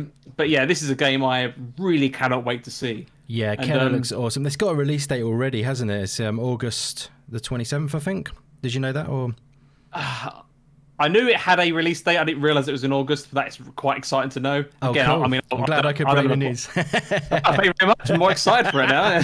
There's your E3 reveal. But another game, I'd like to think a lot of people have seen this. Again, go on. I was just going to say, on the screen right now, if you wanted to, that's all of the people who are going to be featured at the Summer Games Fest. And like I say, it's a pretty damn good lineup. And I'm especially excited to see Annapurna on there. and I have a feeling, or I'm hoping for, a bit of Stray action. I know Vijay will talk about that in a minute, but come back to yourself, Puxley, and we will get back to what I just said in a minute. Sorry. Yeah, I mean, Stray wasn't one of my kind of top ones on the list. But it's definitely a game which has intrigued me. The fact that, you're playing a cat in like a robotic world kind of thing. Yep, absolutely. And we haven't seen any real gameplay footage as far as I'm aware, or at least I haven't seen it. So I'm hoping they do reveal some proper gameplay footage to see how it actually plays, because it seems quite like a bizarre thought, right? Like, how would you control like a four-legged creature? Is it a first-person thing? Is it a third-person? I think it might be stealth-based kind of thing. I think potentially it might be stealth, and you kind of... it works like that. From what that makes sense. Yeah, if you see what I mean. And I think Luke might know a little about it. Yeah, there's a few gameplay clips that were shown by the dev fairly early on. So it's third person, and like Indy said, there's some kind of stealth elements to it. So you obviously you're a cat, right? So you're very agile. There's a lot of platforming. So it's kind of going through these really cool spaces, doing stuff like that. I don't like, that's not the entire gameplay. It's not a stealth game, start to finish. But that's the gameplay looks really, really nice actually. I'll try and dig them out, Pucks, and show you because it is really nice. It looks pretty spectacular actually. Awesome. Yeah, no, thanks for that. Yeah, I mean, just a very quick random side note. Have you guys ever noticed, Annapurna, the studio, this is really random that I'm talking about this, but I noticed it the other day, their logo, it's an A like that, and do you know Annapurna is a mountain? Did you know Annapurna's named after a mountain? It's an actual mountain. Didn't know that. I've learned something first. Now, if you look at their logo, the A is a mountain. Sorry, I just like looking at logos. I enjoy logos in general when they tell a story. I just think I really appreciate it. I never knew before. I knew it was something named after a mountain, but it suddenly occurred to me that A is representative of the mountain the other day. Anyway, sorry guys. Cool. No, I didn't know that. Yeah, because like I say, it's like it's named after a mountain range or a actual mountain. Sorry, but anyway, back to the gaming. So, actually, I am going to sidestep and go back to Xbox quickly, because one of the biggest games I really hope is shown this year, at least given maybe not a release date, but just more gameplay or anything, is for Tunic. I think E3 this year feels like it's a perfect opportunity to show off some more stuff, because we know it's coming to Xbox as well as PC. So I like to think that from the console space, Microsoft have got the perfect floor to show off this game. And I mean, because it was there was it 2018 E3? I believe we saw it there. And I just want this. So. I really want to play this. I mean, I played the demo. I think we talked about this a couple of weeks ago. And I absolutely loved it for how limited it was. Fell in love with it. I really want this game to make an appearance at E3 this year. Whether or not we will or not, I don't know, because I know a lot of the eyes are going to be on a lot of obviously the big AAA reveals and what the future of the new consoles is like. But I do hope that some of these indies get their kind of small spotlight in the big spotlight, if that makes sense. I think they're going to get a nice, tasty, juicy spotlight. If that makes any sense. I definitely hope so, yeah. I think they're going to get a good spotlight for sure on the Xbox stage. They always seem to do a good job. I think there'll be a sizzle reel, the usual sizzle reel, which is going to be packed full of awesome games. The worry for me is that Tunic might just end up in a little sizzle reel and that's about it, and you might... I don't know how you'll feel about that. Would you feel sad or good about just it being in a sizzle reel? Because, I mean, being a fan of that genre anyway... it's you know when you just feel passionate about something but you have no real connection to it. Like I want people to see this game. Yeah. But again, as you say, if it is in a scissor reel, I think it'd be very unfortunate, because I feel like if it is, then the only people that are really going to be paying attention to it, I think, are those like us that have been following its development for the last 3-4 years, or maybe those which catch it in that 2-second glimpse and go, "Oh, what was that game about a little fox?" And then they find it, and then. Do you get what I mean? Like, I just don't think it would get the recognition I believe it personally deserves. But then again, we're in a world now, I think, as we all know, that graphics take precedent, especially if it's big AAA stuff. Like again, Kenner, right? Because it's two highly skilled industry animators on it. it looks fantastic, and therefore it draws the eye in, right? Whereas I think, yeah, I was going to say that Tunic, because it's quite simplistic, doesn't, but at the same time, it's quite unique in that I don't know many other games which are kind of Zelda-esque in terms of their gameplay, but they are like isometric in their viewpoints, like that Diablo kind of gameplay style. Because Diablo doesn't play like a Zelda game, does it necessarily? It's quite, it's a looter shooter effectively, if you get what I mean. Absolutely. Whereas this is more of an exploration type game, and you're going back and forth. So, yeah, I don't know. I really want it to do well. I want people to see it, but as you say, if it's in a scissor reel, I will be quite disappointed about it. But yeah, I mean, what can I do? I think it's still way off. I'm afraid 2022, late 2022 release or something like that. That's what I've been thinking too. Yeah, no, I don't expect it. Yeah. I'd like it to, obviously, but I don't anticipate this year. But I would like to see it, so that, again, it's in people's minds again. So the only thing is I have a feeling that they might focus on stuff that's coming out soon. If you see what I mean, they might focus on stuff that's coming out within the next year, I suppose, because there's so many games now, isn't there, with the studios and everything. What do you think about that? Well, so I don't want to break your heart. No, it's all right. I agree for the most part, but then but don't forget though. I mean, when we first saw Tunic in 2018, I mean, it wasn't necessarily due for release any time soon then, and it was still kind of given a big spotlight. So I agree with you in that E3 is mainly for those coming in the relative short term. Yep. But it does have its place for showing things, or sometimes having that small teaser of things coming in the slightly further future. But it's almost like, watch this space kind of thing, but this is now being announced. So I do definitely agree. I have a feeling I think E3 is kind of for introducing a game to the world, and then sizzle reel to keep it going, and then a big trailer again when it's nearly ready. If that makes sense. Yeah, no, I agree with that. Yeah. I don't know how I feel about that. In terms of Tunic, I've just broken you. Yeah, I'm crumbling slowly, man. I don't know what to do. I'm sorry. I mean, it would be awesome to see a new trailer where it kind of looks different almost, where it's not just the same like as the demo. It would be a new area or something. That would be really cool. Yeah, we've kind of seen that kind of green, or the kind of classic, grassy starter area for a long time. I'd like to, as you say, I agree. I think we should definitely see something new. I don't know. I think we're expecting the typical Zelda-esque locations or locales, like the desert area, the kind of, I don't know, water zones and forests and all that kind of stuff. But definitely, yeah, we need to see more. But again, I would like to see it, but whether or not we will, I don't know. Yeah, I've got my fingers crossed for it. Yeah, it would be cool for sure. My heart crumbling, can't you? I can a little bit. That's good, man. I mean, the thing is like there's a lot of games that are actually marked for 2021 already, and that game's to be determined or announced or whatever.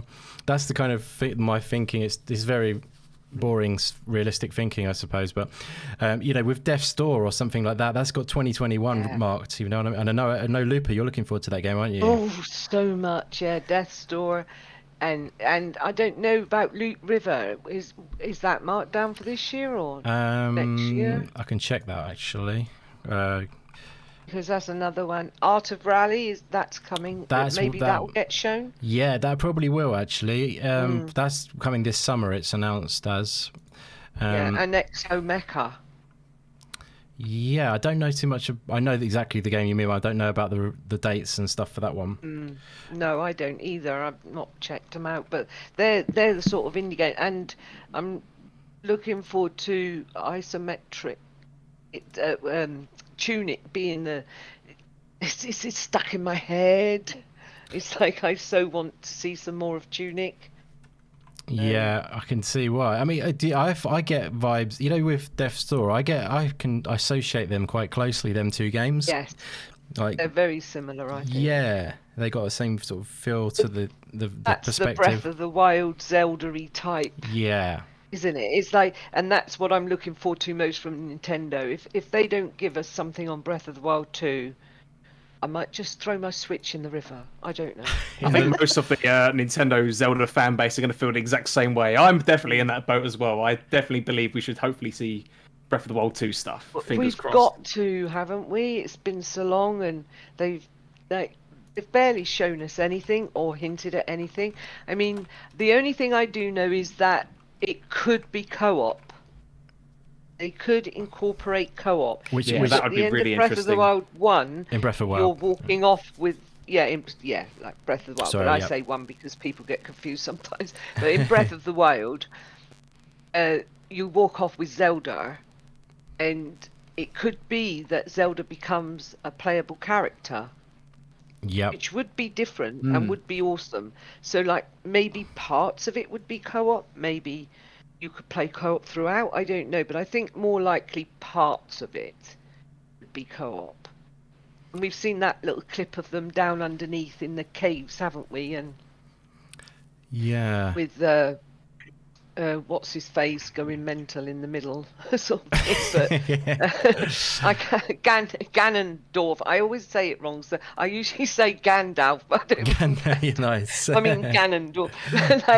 He's sort of like going a bit, but that's all we've seen though. There is no more, and it's like, come on, it's about time you actually need to, give us another hint, because it seems like we've waited forever. Yeah. And they brought out the what's it called? Skyward Sword HD? No, that's not out yet, is it? No, sorry, I thought you were referring to that being announced. Sorry. Oh no, that should be announced. Well, it's already been announced and said it's going to be coming. So I think that'll be a definite. And the hero one, the one where you just continually fight wave after wave. The Age of Calamity, is it? Hyrule Warriors. No, Hyrule Warriors. That's it. Yeah, sorry, I just forgot the name for a second. But yeah, that one. It's not really Zelda. It's sort of based around Zelda, but it's just not Zelda really, in my opinion. It's a bit like zombies in COD, I think. They're just constantly fighting off wave after wave and running away and getting to another area and clearing that. So it's not really Zelda. So yeah, I really want some Breath of the Wild too. And Nice. the other ones that I was looking forward to, that really, really looking forward to, is Hellblade 2. Infinite, and Perfect Dark, and obviously Halo Infinite with my friends. But the one that I think that everybody's like, it's not true, it is true, it's not true, it is true, is probably another BioShock. That would be awesome. I think that might be a shock if people do see another BioShock. That is one of the AAA games that actually is creative. Yes, it is very creative. You know what I mean? That's how AAA should be done. Like that's for sure. It's amazing. It's one of my favorite games ever. Yeah, BioShock. Yeah, that sort of grabs you, and once you get into it, it's like you can't really get out. It's like, you've got to see what's gonna go on next, and it's so weird and messes with your mind. I think 1 and 2 mainly. I wasn't so enamored with BioShock Infinite. Yeah, I'm the same. I think we discussed this once in a chat somewhere. I think. Yes. I said my favorite was BioShock 1, and then second favorite was BioShock 2, and then third favorite was BioShock 3. Is that the same as you? Yeah. Pretty much, yeah. Yeah, I think that was how I see it. And it's like, it's just like, I don't know. I felt like it lost its way a bit in Infinite. Yeah, it lost, because the whole awesomeness of like BioShock is Rapture is the main thing really for me. Like that amazing world is incredible. It's so like immersive, and like it lost that. Like, it didn't feel the same when it was just like outside, and it's totally different in my opinion. But it'd be great. It'd be really great to see a new world. Where would you like to see it set though? Would you go back to Rapture or somewhere new? I would like Rapture, but say a different part of Rapture, maybe. I mean, Big Daddies and all of that, it just really grabbed you, didn't it? It was so awesome. And the little girls, and you're thinking, well, which one is the good one? Is the Big Daddies bad, or is the Big Daddies protecting the little girls, or is the little girls controlling the Big Daddies? It's sort of like messes we had, and you have different thoughts about each and every one of them, and it's like, I loved the world of Rapture. I thought it was unique, so I would hope there, but maybe like take it in that direction, but different, if you get my point. Yeah, so I definitely do. Yeah. Rapid. So that would be nice. Yeah, great stuff. So Luke, buddy, is there anything you're kind of expecting, sort of like, we'll say a few bets that we'll see at E3, and then maybe some hopes and dreams, brother. What are you looking forward to? Maybe if there's any indie stuff, that'll be awesome. But feel free to go beyond that too, if you like, buddy. Yeah, it's really difficult actually, because I think we're in a position where more than a lot of E3s in the last 2 years, it's quite difficult to say with certainty that X game is going to be there if it's not been announced, because COVID's disrupted so much, and it has impacted studios in many different ways, and particularly the ones that are early in development. That it's hard to know what's coming, what we might see, what we expect to see, and then won't turn up, and people are going to be annoyed. So yeah, it's kind of a frustrating. I'm really looking forward to it, and I suspect that a load of really good stuff will be shown. I think we'll definitely get big surprises. It's the first year that E3's back essentially since exactly being absent last year. So I think people will go all out, but I think we have to temper expectations a little bit for it, because we just don't know how it's going to play out.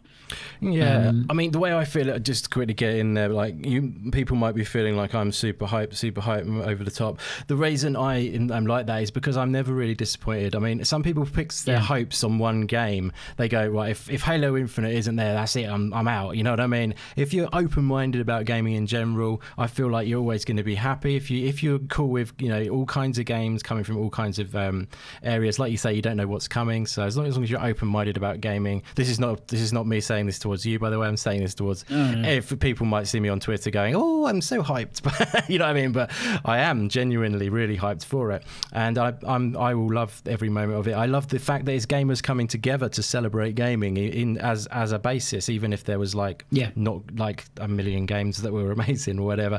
You know what I mean? It's just a celebration of gaming. But yeah, sorry to cut you off there. I just wanted to clarify that. No, I agree. I mean, I'm really looking forward to it for that reason as well. That we haven't had this for a long time. Yeah. Or what feels like a long time. It feels like a very long time. So it's going to be nice to have that back, and even if it's not, the kind of huge announcements that we've come to expect in this time period, there's still going to be tons of really good stuff, and I still think there will be really big announcements. I don't deny that.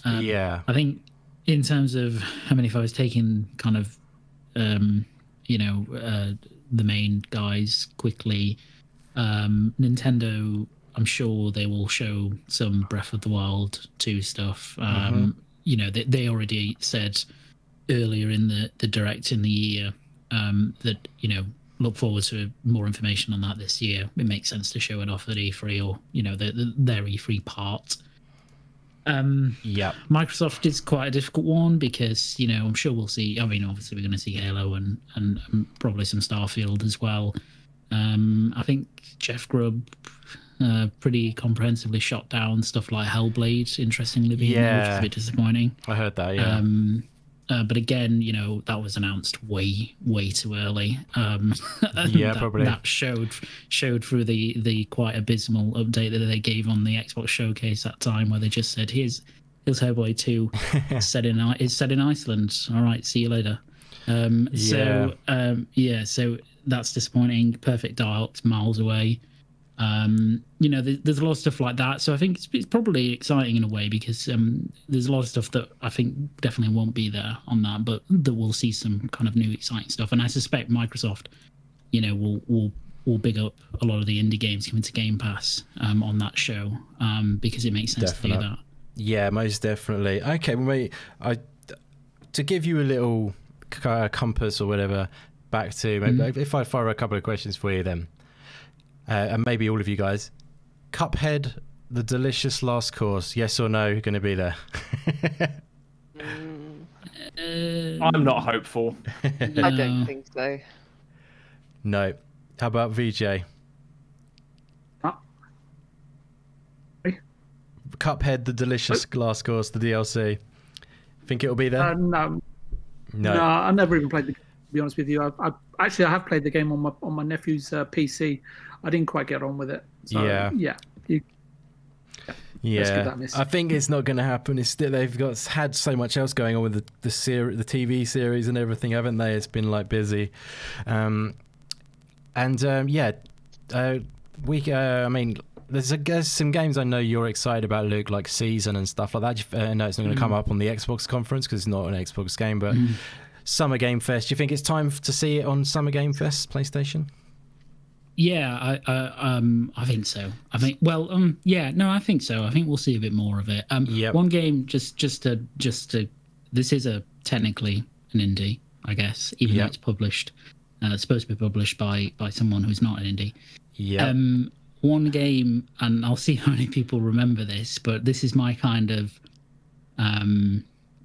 big guess at a surprise, because I think it's been so long since anything's been seen on it. Does anyone remember a game that was an? Actually, it's not, because you wouldn't have said it's not an indie. I was going to say the Last Night for a minute, but that's definitely not. That's definitely an indie. Oh no, that's definitely an indie. Who knows what that is? The Last Night is definitely still coming. I know it feels. Yeah, it's definitely still coming. Yeah, I've been watching that. I've been watching that one carefully. Actually, I was almost going to make a video on it, because I've joined the Discord. And if you go in there, if you join their Discord, you will be. I know you. Well, this is how I felt. I felt very much. Wow, they're definitely still making it, because they've addressed all the questions pretty much that everyone's been asking. If you want to join the Last Night Discord, that game is looking epic. I know we haven't seen it for a while. Do you think we could see that? Yep. Do you think we'll see that? Possibly. Now? Yeah, it'd be good. Possibly. It's about kind of. It's a bit overdue by now, isn't it? It's overdue to see it again, I guess. But again, it's a Hollow Knight situation. I'm always the same with it. I just want him to. So he is a proper artiste as well, Tim Soray, isn't he? He's definitely the kind who likes to push the boundaries, and he's like doing so much clever stuff with like lighting and all kinds of like different almost. There's different kind of games sort of styles coming together which have never been combined before, if you know what I mean. It's almost like 3D lighting with like 2D like planes and stuff. It's very ambitious is what I'm trying to say. And I think The Last Night is going to be awesome, and I think patience will pay off because we're going to get an awesome game with that game, I think. Yeah, for sure. But that's not the game I was going to say though. That is a good shout. The game I was going to say was actually announced back in I think 2014, and it is a game called Wild. Which I don't know if people remember this. So this was revealed at a Sony showcase. I think Sony 3 or a Paris Games Week. Okay. And it was developed. It's still being developed by an indie studio called Wild Sheep. And they're mostly famous because up until the end of last year, they were founded, and the creative director was Michel Ancel of Ubisoft, creator of Rayman. Obviously was working on Beyond Good and Evil 2 as well. Nice. He retired. Wild was a game which was set in kind of a Neolithic world. It was third person. You could control animals or like become animals. There was like a shamanic mechanic. So I can't. It doesn't surprise me considering how long it was announced. I can't remember it myself. Anyone else remember that? Maybe if you go and have a look at the gameplay that they showed. What it's called, Wild, is it? Wild, yeah. All right. So yes, so that was announced a long time ago. It's Michel Ancel, when he retired from gaming last year, said in a post, he said that it's still in development along with Beyond Good and Evil 2, and it's going very well. It was supposed to be published by Sony and come out on the PlayStation 4. Clearly, that's probably changed at this point. But if The Last Guardian can be released and have that kind of dev cycle, then I'm holding out for a while, because it was very unique. It was a very pretty game. And it just looks super cool. So that's my big prediction. I think I hope that would be pretty cool to see something like that come back from. Like, it's kind of like a Last Night coming back, isn't it? From that much time. I mean, there's like games we've seen more recently and fresh in the memory are probably, they're obvious choices like Sifu and stuff like that. We're going over to the PlayStation side quite a bit here, but Sifu looks awesome. I'm thinking the Gunk is a good safe bet, like we said earlier. The Gunk. Yeah, I think so. But yeah, great shouts. You guys see That Rift Breaker is dropping day one into Game Pass. Yeah, that looks great. That looks really cool, that game. I'm looking forward to that one. Yeah, it looks really good, actually. It's kind of like a mech game, isn't it, where you've got base building as well, which is really cool. Base building, survival, RPG, sort of, not survival, I meant RPG. I think I think it's kind of got that feel to it, but yeah, it's kind of interesting, like lots going on at once. It looks really cool, definitely.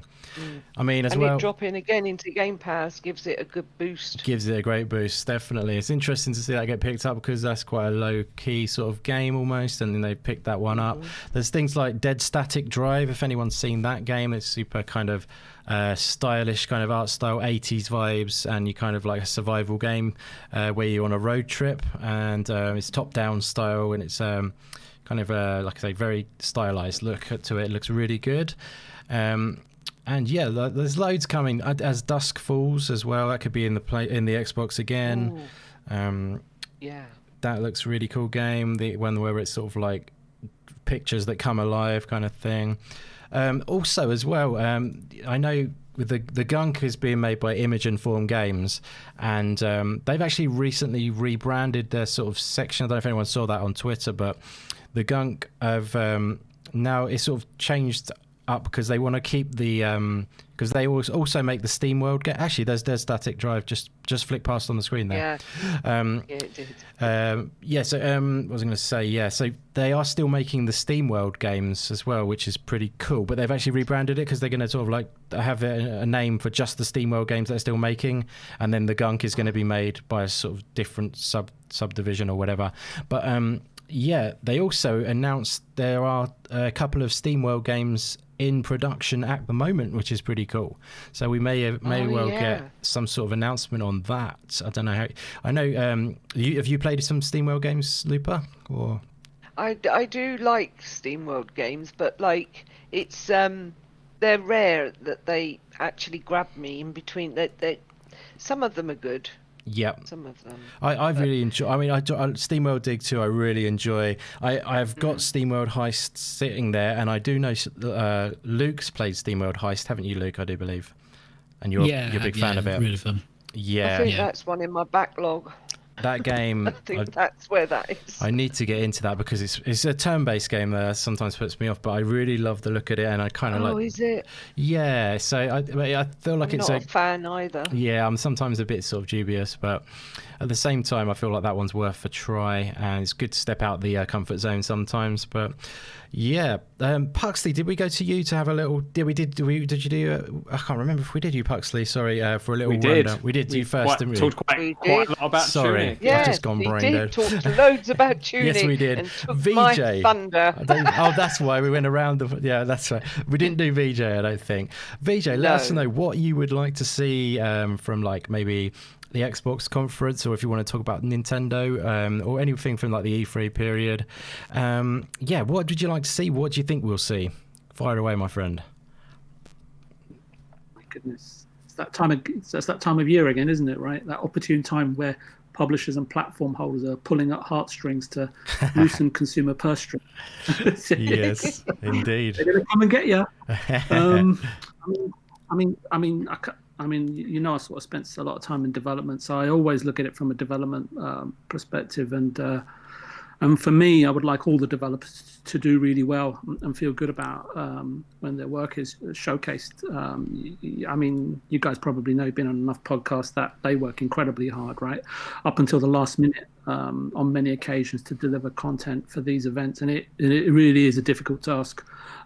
Especially when you know that the actual production work is sort of piling up in the background, right, while you're doing this. So sort of inwardly looking, of course, you know, I want to be dazzled, but overall, I'm hoping that everyone involved, you know, whether you're a publisher, or a developer, a distributor, an indie gamer, or even a consumer, that it's an uplifting experience. I think from a fan's perspective, or from a heartfelt perspective, that's the important thing. Then if you kind of want to look at it from the business side, or from my personal actually from a selfish point of view, really, it's like from third party, I've already talked about Dragon Quest, and that link you sent me, thank you for that, because I actually didn't realize that there's an event next week or for Dragon Quest, the 35th anniversary stream, and so I'm definitely looking forward to that. I'm a huge fan of Final Fantasy.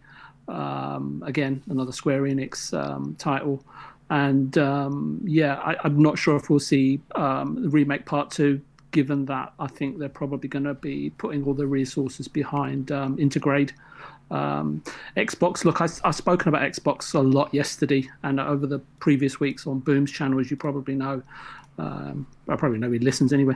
But I've got high hopes, but at the same time, they're kind of subdued and slightly anchored. I want them to have a fantastic show and really sort of show everybody that the burden of truth is sort of been lifted right off of Phil, and that from an internal studio development that they can show that they're exactly where they need to be, especially for the next 3 to 5 years. Fingers crossed. Nintendo, I think I'm with Lupa completely on this. I mean, I know she's having withdrawal symptoms from collecting 900 odd Korok seeds or Oroks. I forgot what they're called now, but she used to tell me she collected all of them, and it just I did every single one. Yeah, I just thought, did you like map the whole game out or something? I have no idea. But the Breath of the Wild, cover every square inch. But Breath of the Wild 2 would be wonderful to see. Definitely, I think it would definitely be one of the biggest games to be shown, and it's interesting, isn't it, right, that Hollow Knight and Breath of the Wild were both released in 2017, one in March and the other one in February and the other one in March respectively. And for Sony, look, I've been playing Xbox solidly since it launched last year.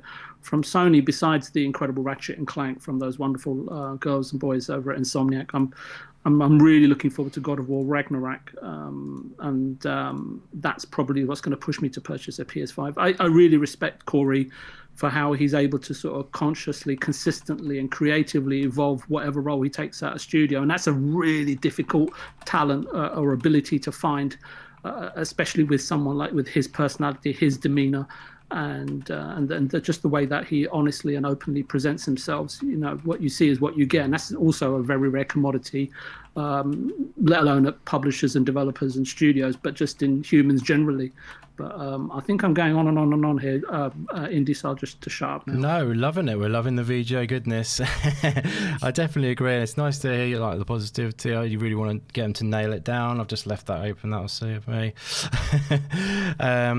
Yeah, so sorry about that, guys, on the screen. But yeah, I love all of those takes. Let's get one juicy prediction from you, or one game that you would love to see on the indie side of things turn up on the stage at Xbox, then Vijay, just to round it out. Well, can you come back to me? Because Vijay's like, what's an indie game? No. I mean, I'm kidding. You've known me long enough. Okay, I'll go for it. You know that for as long as we've known each other, right? The first few games I mentioned to you were Last Stop, 12 minutes, and Tunic, and the most recent games that I've seen. And I know you were in the toilet at the time, but I was telling the ladies and gentlemen on the panel and the lovely community in the chat that I don't follow as many indie showcases or events. Actually, I don't, not at all. The only place where I glean sort of 90% of what I should know or shouldn't know about indie games is from you and the games that you recommend, right? And the videos that you do on a regular basis. That's my go-to. And I think the last two games that really piqued my interest were Sable and Season, and nice. that recently grabbed my attention. So beyond that, I'd just be talking complete nonsense because I really don't know the games well enough. No, definitely. That's great picks there, my friend. Yeah, Sable and Season is great picks. Luke was the one that brought the Season to my attention firstly, and that game looks so good. It's very original looking, amazing art style. Yeah, I'd definitely like to see Stray though. I mean, anything that Annapurna bring is always awesome in my opinion, and Stray has a 2021 release date marked on Steam, I think, so I guess that's only a placeholder a lot of the time, but you never know. But yeah, there's a lot of games poised, I believe. But yeah, I mean, one game that hasn't been mentioned today, which I think is very close to release, and that's 12 minutes. What do you reckon to that showing up? I was going to mention that one. Oh, let's go to the judges. It's a perfect transition, buddy. Go for it. Yeah, no worries. Well, a couple of thoughts first about Xbox and the conference. I mean, what I'd like to get across to everybody, and it's really difficult, is like keep your expectations in check. This is our time, like Vijay said, it's that time of year again. Just get excited and see what's coming. And let's not go crazy if something's not there, but just let the show wash over you and really enjoy what they're putting out. Yes. I think for Microsoft, Game Pass is obviously a huge strategy for them, and I think the indie stuff's going to play into it, especially in the COVID year and the stuff we've had. But I've picked 5 out actually on the indie side for Microsoft that are going into Game Pass day one. I love it. So 3, few we've spoken about already tonight. Hello Neighbor 2, that looks fantastic. And Omno, Nice. the one you showed earlier. Sable, of course. I mean, what a great style of game that looks. That's fantastic. Yep. Art of Rally. I know that's a big one for you. That's a massive one for me. I cannot wait for this game. Awesome, bro. And then Stalker 2 is the other one. And again, that goes back to, are we blurring the lines between what we think an indie game should be? Like, this game looks absolutely amazing. I cannot wait for that to come out as well. Yeah. But I think what they've done with Game Pass and Quick Resume is the new enemy of your backlog. Because all this stuff's coming in Game Pass and you flick between it in Quick Resume, on your Series console. So that's killing me for the backlog right now. I bet. The other one I'd quickly mention as well is Stray, like you said. Yeah. I mean, you're playing as a cat with a backpack on, running around a cyber city in the future, dodging robots. That's the game you didn't know you wanted, but you definitely want to play that game. Yeah, it's good. I want to just be able to meow at people on demand, just go up and meow at people and annoy them as much as my old cat used to with me. Yeah. But yeah, 12 minutes. This is the game that, honestly, it's such a... What is it? Because we know a little bit about it. I know that with the loop and everything, anything with time travel or alternate realities and stuff like that really get me. But it's one of those things that we haven't really seen before, and I'm glad they haven't gone into too much more detail about it, because I think it's one of them things you need to experience when you play it. Yeah, it does feel like that. I don't think it's going to disappoint. Yeah, I think that's going to be absolutely awesome. So I'm really looking forward to that. Nice. Yeah, it looks awesome. Did you see the little clip of gameplay recently on it? Did you? Or they did? I didn't, mate. No. A couple of minutes gameplay or something on it. They showed. Yeah. No, I've tried to stay away from that specifically for that reason though, because I want to go in fresh. Because if it is a loop game and you see things that happen in the 3rd iteration, you're gonna go, oh, I know this is coming, or so. Exactly. I want to try and stay away from that a little bit. If you're already sold on it and you're just ready to sign up, I think that's Game Pass as well. I don't think that is actually Game Pass, because a lot of people think that, but it's not actually been confirmed for Game Pass, that one. But you never know, it might get added. But yeah, I'm sure it won't be it'd be like 20 quid or 15, maybe 25 tops, somewhere around there. I think it'll be 19, I don't know. I'll just get somewhere. I don't think it'll be a killer priced game, if you know what I mean. It's not The Price is Right, Indy. Just pick a number, baby. Oh, I like it. That's what they were saying on last week with the 2 weeks ago. Sorry, with the Silksong. They were like, no price too great for Silksong. That's it. It's one of them that you think, if it comes out and it's not in Game Pass, it's a day one for me regardless. It's going to be on board for that. It's going to be an awesome game. There's a lot coming, but hopefully we're going to see a lot of fresh new ones as well. But yeah, obviously we can't speculate about what we don't know. But it's going to be very, very interesting to see. I'm really hoping to see the Gunk again. I'm really looking forward to that game personally. But yeah, there's a lot of other games I've got. I've got this list of infinite list of games, but if I just read out a list of games that you don't know, it's kind of pointless, if you see what I mean. But I have got a lot of games which I would like to see turn up again. Which one of them I'm just looking at right now is Unbound Worlds Apart, which is a Metroidvania. Give a shout out to that game. Check out Unbound Worlds Apart, and Anu the Distant Light as well is an awesome looking Metroidvania game. Just those two I'll say, because otherwise it's just words to you guys if you haven't seen them before. If you know what I mean. But yeah, those two games are looking awesome. They're both Metroidvanias. Anu the Distant Light is that's spelled ANEW, the Distant Light, and that's it's a sci-fi Metroidvania, so it's very much the Hollow Knight sort of setup kind of thing, but it's in space kind of sci-fi, really cool. But those two games I'd like to see turn up. Maybe they'll be on the Guerrilla Collective or something like that, but you never know. Xbox might have done their work and snapped those bad boys up. But yeah, you never know. Yeah, one game I was gonna just jump in, Andy, because you're talking about Annapurna, right? Yeah, and that piqued my memory. Oh, nice. One game, one bit of DLC, which I really, really, really hope to see, and was teased recently, by Annapurna, it actually popped up on the Steam listings as well, is the rumored DLC for the Outer Wilds called Echoes of the Eye. So that's nice. so Annapurna that popped up on the Steam database with the Outer Wilds as the parent, as it's called on Steam. So hinting that it's a DLC. Is this you trying to get me to play it again?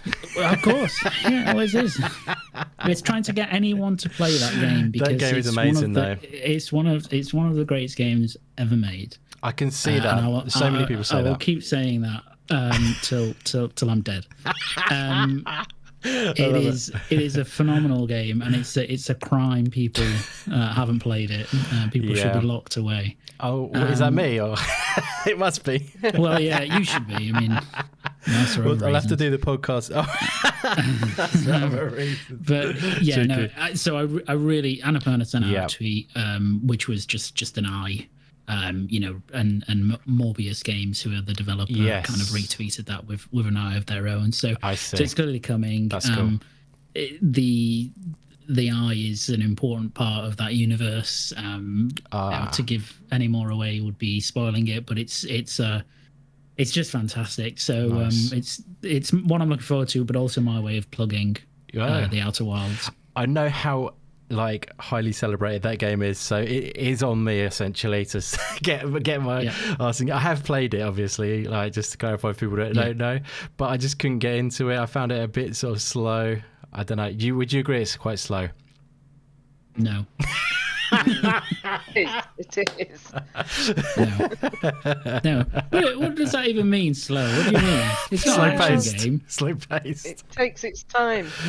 It's a bit slow paced to get going, if you know what I mean. It's kind of like, here we go, you have a spaceship and fly. I was riveted when I took off for the first time, and then I was like, what's going on now?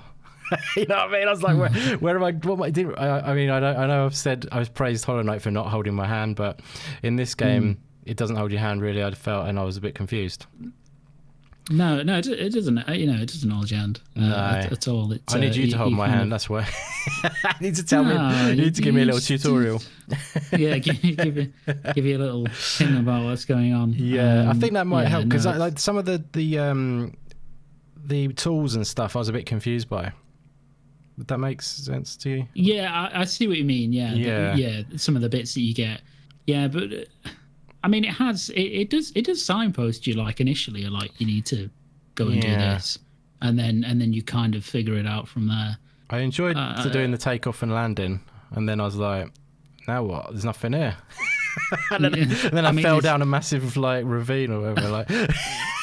I mean, there's lots in that universe. It's all handcrafted. Tons of amazing stuff. We'll have to do a stream, me and you, one time, and we'll stream it, and you can just tell me what to do. And I'll tell you what to do. It'll be like Luke teaches the indie gamer. Takes away 50% of the magic of that game, but we'll go for it. Okay, we'll go there. I love it. Just for you, indie baby. No, but it's brilliant. So please play it. Yes, I should give it another go for you. I think it's still on. It's still on Game Pass, right? Console. I think it's still there. Yes, there. So except frames were terrible. In my backlog. Dropping frames left, right, and centre. Yeah, it was a bit. I think it's been updated now. Oh, has it? Oh, good. Yeah, I think at launch it was a bit framey on console. But I think they've patched it now, so it's a lot better. Okay, cool. That's still good. I could have got over it. Joddzilla had 5. I've got 6. Oh, nice! You've got yours now, have you? Is that lined up, ready to go? Let's do this. I've got obviously the same as you: Tunic, Gunk, 12 minutes, Sable. But the one nobody's mentioned that I'm hyped for is Song of Iron. Oh, of course. That's terrible of us not to mention that. Joe will never talk to me again now. That's a great shout. I think it's because we kind of know when that's what's happening with that. But then it'll probably show up again, though. Yeah, it could do. But it should show up. I think it needs another plug. So maybe it'll be there at the indie Xbox bit or something. Definitely, it should. Yeah. Yeah, it was. I think the sizzle. I mean, I always love a sizzle reel anyway. But the great thing is, as we're watching right now, this is 12 minutes being showed in full on the Xbox showcase. You know, the full trailer. I love that what they do with that. And you know, Spiritfarer was shown in full on the full trailer. Oh, yeah. You know, in between all of these games, and I just love that they give it a real good spotlight. So yeah, was there any other? Sorry, was that all your 6? Sorry. No, that's my 6. Yeah, That's like great. Tunic, 12 minutes. Sable, Gunk. Is Sable coming to console? Yeah, it's coming to Xbox. It's definitely coming to Xbox. Yeah, because they showed it off on one of the E3s. So 2018. Yeah, I think I missed it. It's coming to Game Pass, I think. Yeah, I think it is. That's what I'm hoping. It's in Game Pass. I think they announced that actually. Yeah, Omno as well. That's coming. I think you're like Omno. My number 1 is Song of Iron. I'm hoping that we get to see some more because I think he's done a lot more work on it. Yeah, the thing is as well, it's quite a short experience. I think he's keen to kind of not show too much. That's what he's mentioned. He wants to keep it sort of a surprise. So I think it's a 2 to 3 hour experience, but a very like rich experience, if you see what I mean. So he doesn't want to show too much of it off, I think he's mentioned, but at the same time it's cool to see it. If you know what I mean. But yeah, so that's with that in mind, it's good to get the word out for it more though and stuff like that. But yeah, there's some damn cool action coming along the way, guys. I mean, we've got, just to give a quick rundown of, they've got Guerrilla Collective on the 5th, Summer Game Fest on the 10th of June, Guerrilla Collective again on the 12th, and then 12th to 15th it's E3 essentially. But Devolver Digital, just one more quick mention I've got to say about Devolver. They have confirmed that they're doing E3, so you know, nice. I'm looking forward to that. If they do a showcase, we'll do a reaction to that as well. Hopefully it'll fall in a perfect day and all that. But yeah, you guys excited for a Devolver showcase? It's always a laugh. Yes, for sure. Definitely. Awesome stuff. And that's and then we've also got the PC gaming show, and that will go straight into a future games show as well, guys. So that is another 2 showcases. And then, like I say, after that you've got Steam Next Fest, it's been rebranded to, which is the demo event, which is 16th to the 22nd of June. So a lot of stuff, a lot of gaming, and there's probably more than that I haven't announced there. But yeah, we were going to go into a bit of Summer Games Fest, but we're already going crazy long. I mean, I imagine you guys probably need to get off. I mean, let's just I'll just bring up that graphic just before we wind up. Yeah, I think we've kind of covered it anyway, really, because this is kind of the partners from Summer Game Fest. PlayStation are on there. That is interesting. Obviously, people are going to be like, oh, look, it's Jeff Keighley's thing. Well, yeah, it's Jeff Keighley, so of course PlayStation are on there. Yeah, I mean, so is Xbox on there, you know what I mean? So Sega are on there, which is interesting. There's a ton of good people on there. Mediatonic, Devolver on there, you know, Annapurna. Big names on there, awesome names on there. I'm looking forward to both showcases personally. That might even be one I do a reaction to as well. I might just be busy doing reactions all the time, but they're falling at a really convenient time, and I mean that's not sarcasm. They're actually falling at a nice time, which is like 6 p.m. or 7 p.m. in the UK, so that's handy. It is very handy. Yeah, so that should work well, because sometimes these things can end up being a random time or whatever, like midnight or something. Yeah, for Guerrilla it's like 10 p.m. in there as well. So I think that one's 6 p.m. actually. Yeah, 6 p.m. for Guerrilla Collective. Yeah, 10 p.m. I think I wrote down 6. Should I have a look? Have you got it on your screen or? No, I'd have to go back. Let's have a quick look.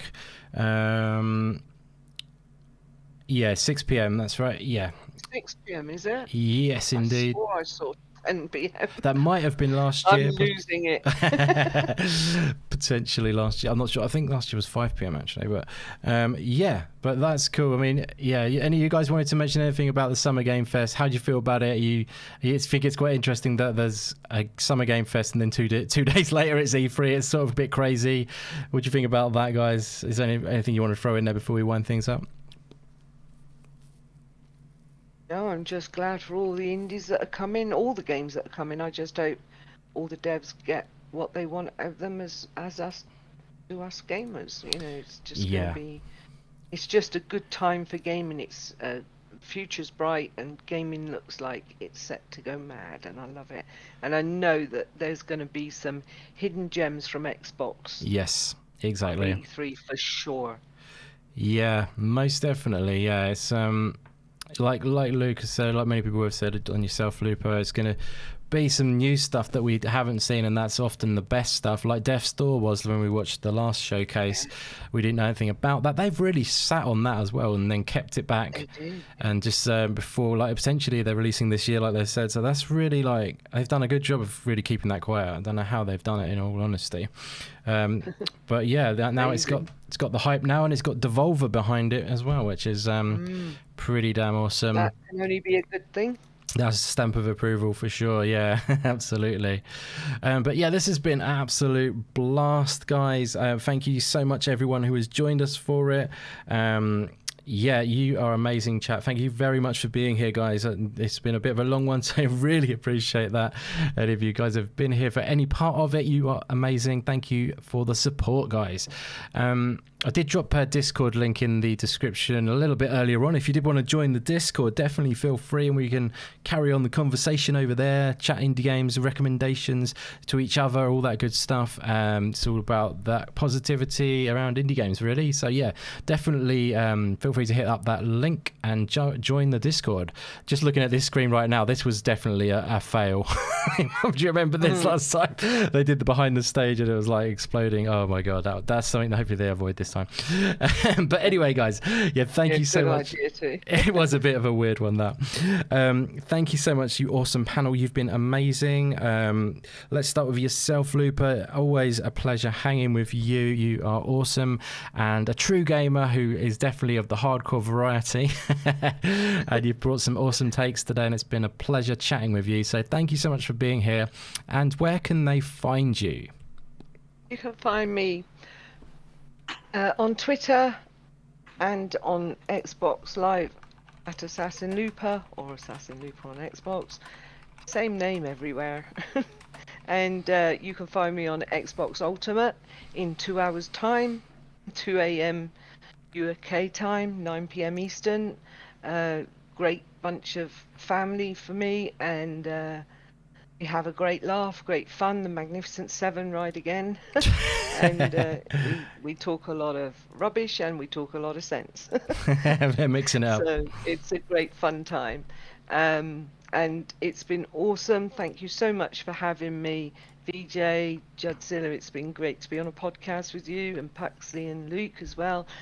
And Indy, thank you so much for inviting me. I do love to chat games, and I'll always chat with anybody about games, and I'll play anywhere, anytime. Awesome. So I'll catch you all gaming, guys. That's wicked. Thank you so much. It's been an absolute honour and pleasure as always. Definitely love to get you back on, maybe for one of those reaction shows if you fancy it. We'll sort that out. I'd love to. Same to everyone here kind of thing. Everyone will go for, because I'll probably be doing a few of them anyway. So, but yeah, thanks again, I'll Lupa. be there. If I'm not in the podcast, I'll be in the chat for sure. I love it.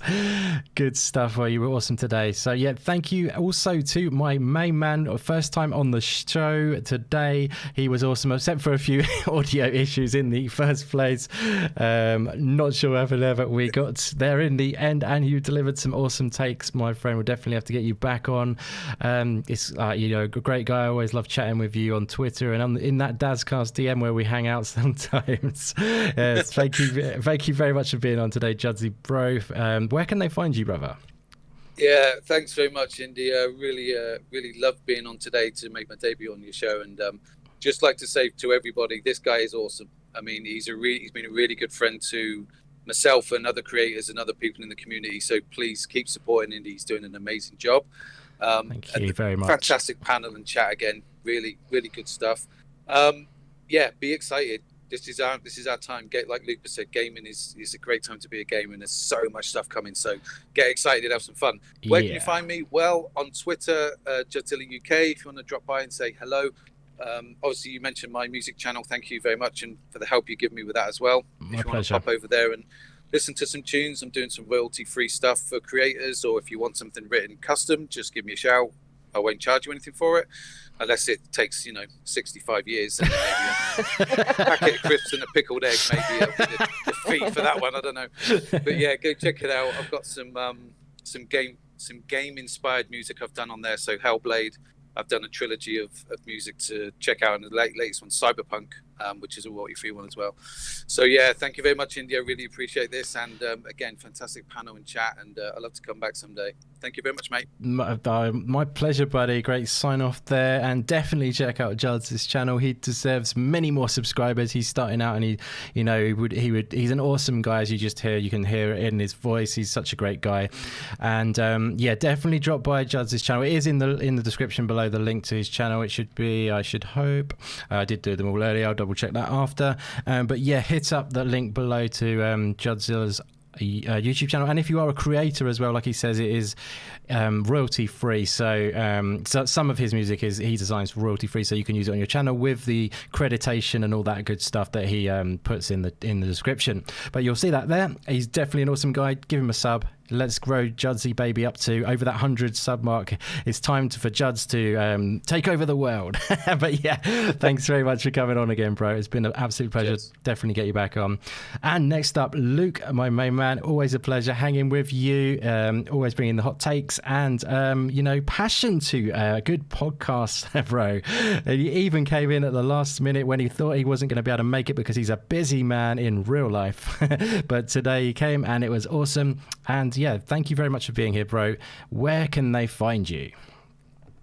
Oh, thank you very much. Yeah, always an absolute pleasure. And great chat as always. Great show. Awesome talking games with everyone. It's just a blast. So you can find me on Twitter at LukeSteel90, and I'm on Green Pass Gaming, which is on every Sunday at 8 p.m. UK time, and a whole bunch of other US times that I'm too tired to remember now. So Pux, he can fill you in when you get to him. I love it. So he's got it all on tap. So yeah, thanks again, Indy, and it's always a pleasure, my friend. Oh, cheers, bro. Yeah, you're awesome. It's definitely love hanging out with you, bro. And yeah, we will have to do it again, real soon. again. Yeah, lots coming up, so there'll be many opportunities for that. So looking forward to it. But yes, Puxley, he's relying on you, sir. Always a pleasure hanging with you, bro. Hopefully Tunic will come through for you at E3. I will be cheering for you if it does, and myself as well, because I cannot wait for that game. But definitely for you, my friend. Yeah, thanks so much for being a part of this. You're always so great, and it's always a pleasure hanging with you.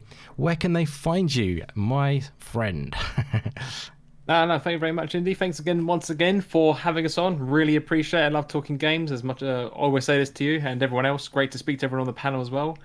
Yeah, so outside of the Indie Games podcast, which is my second home, my main home is the Green Pass Gaming podcast. Luke already said.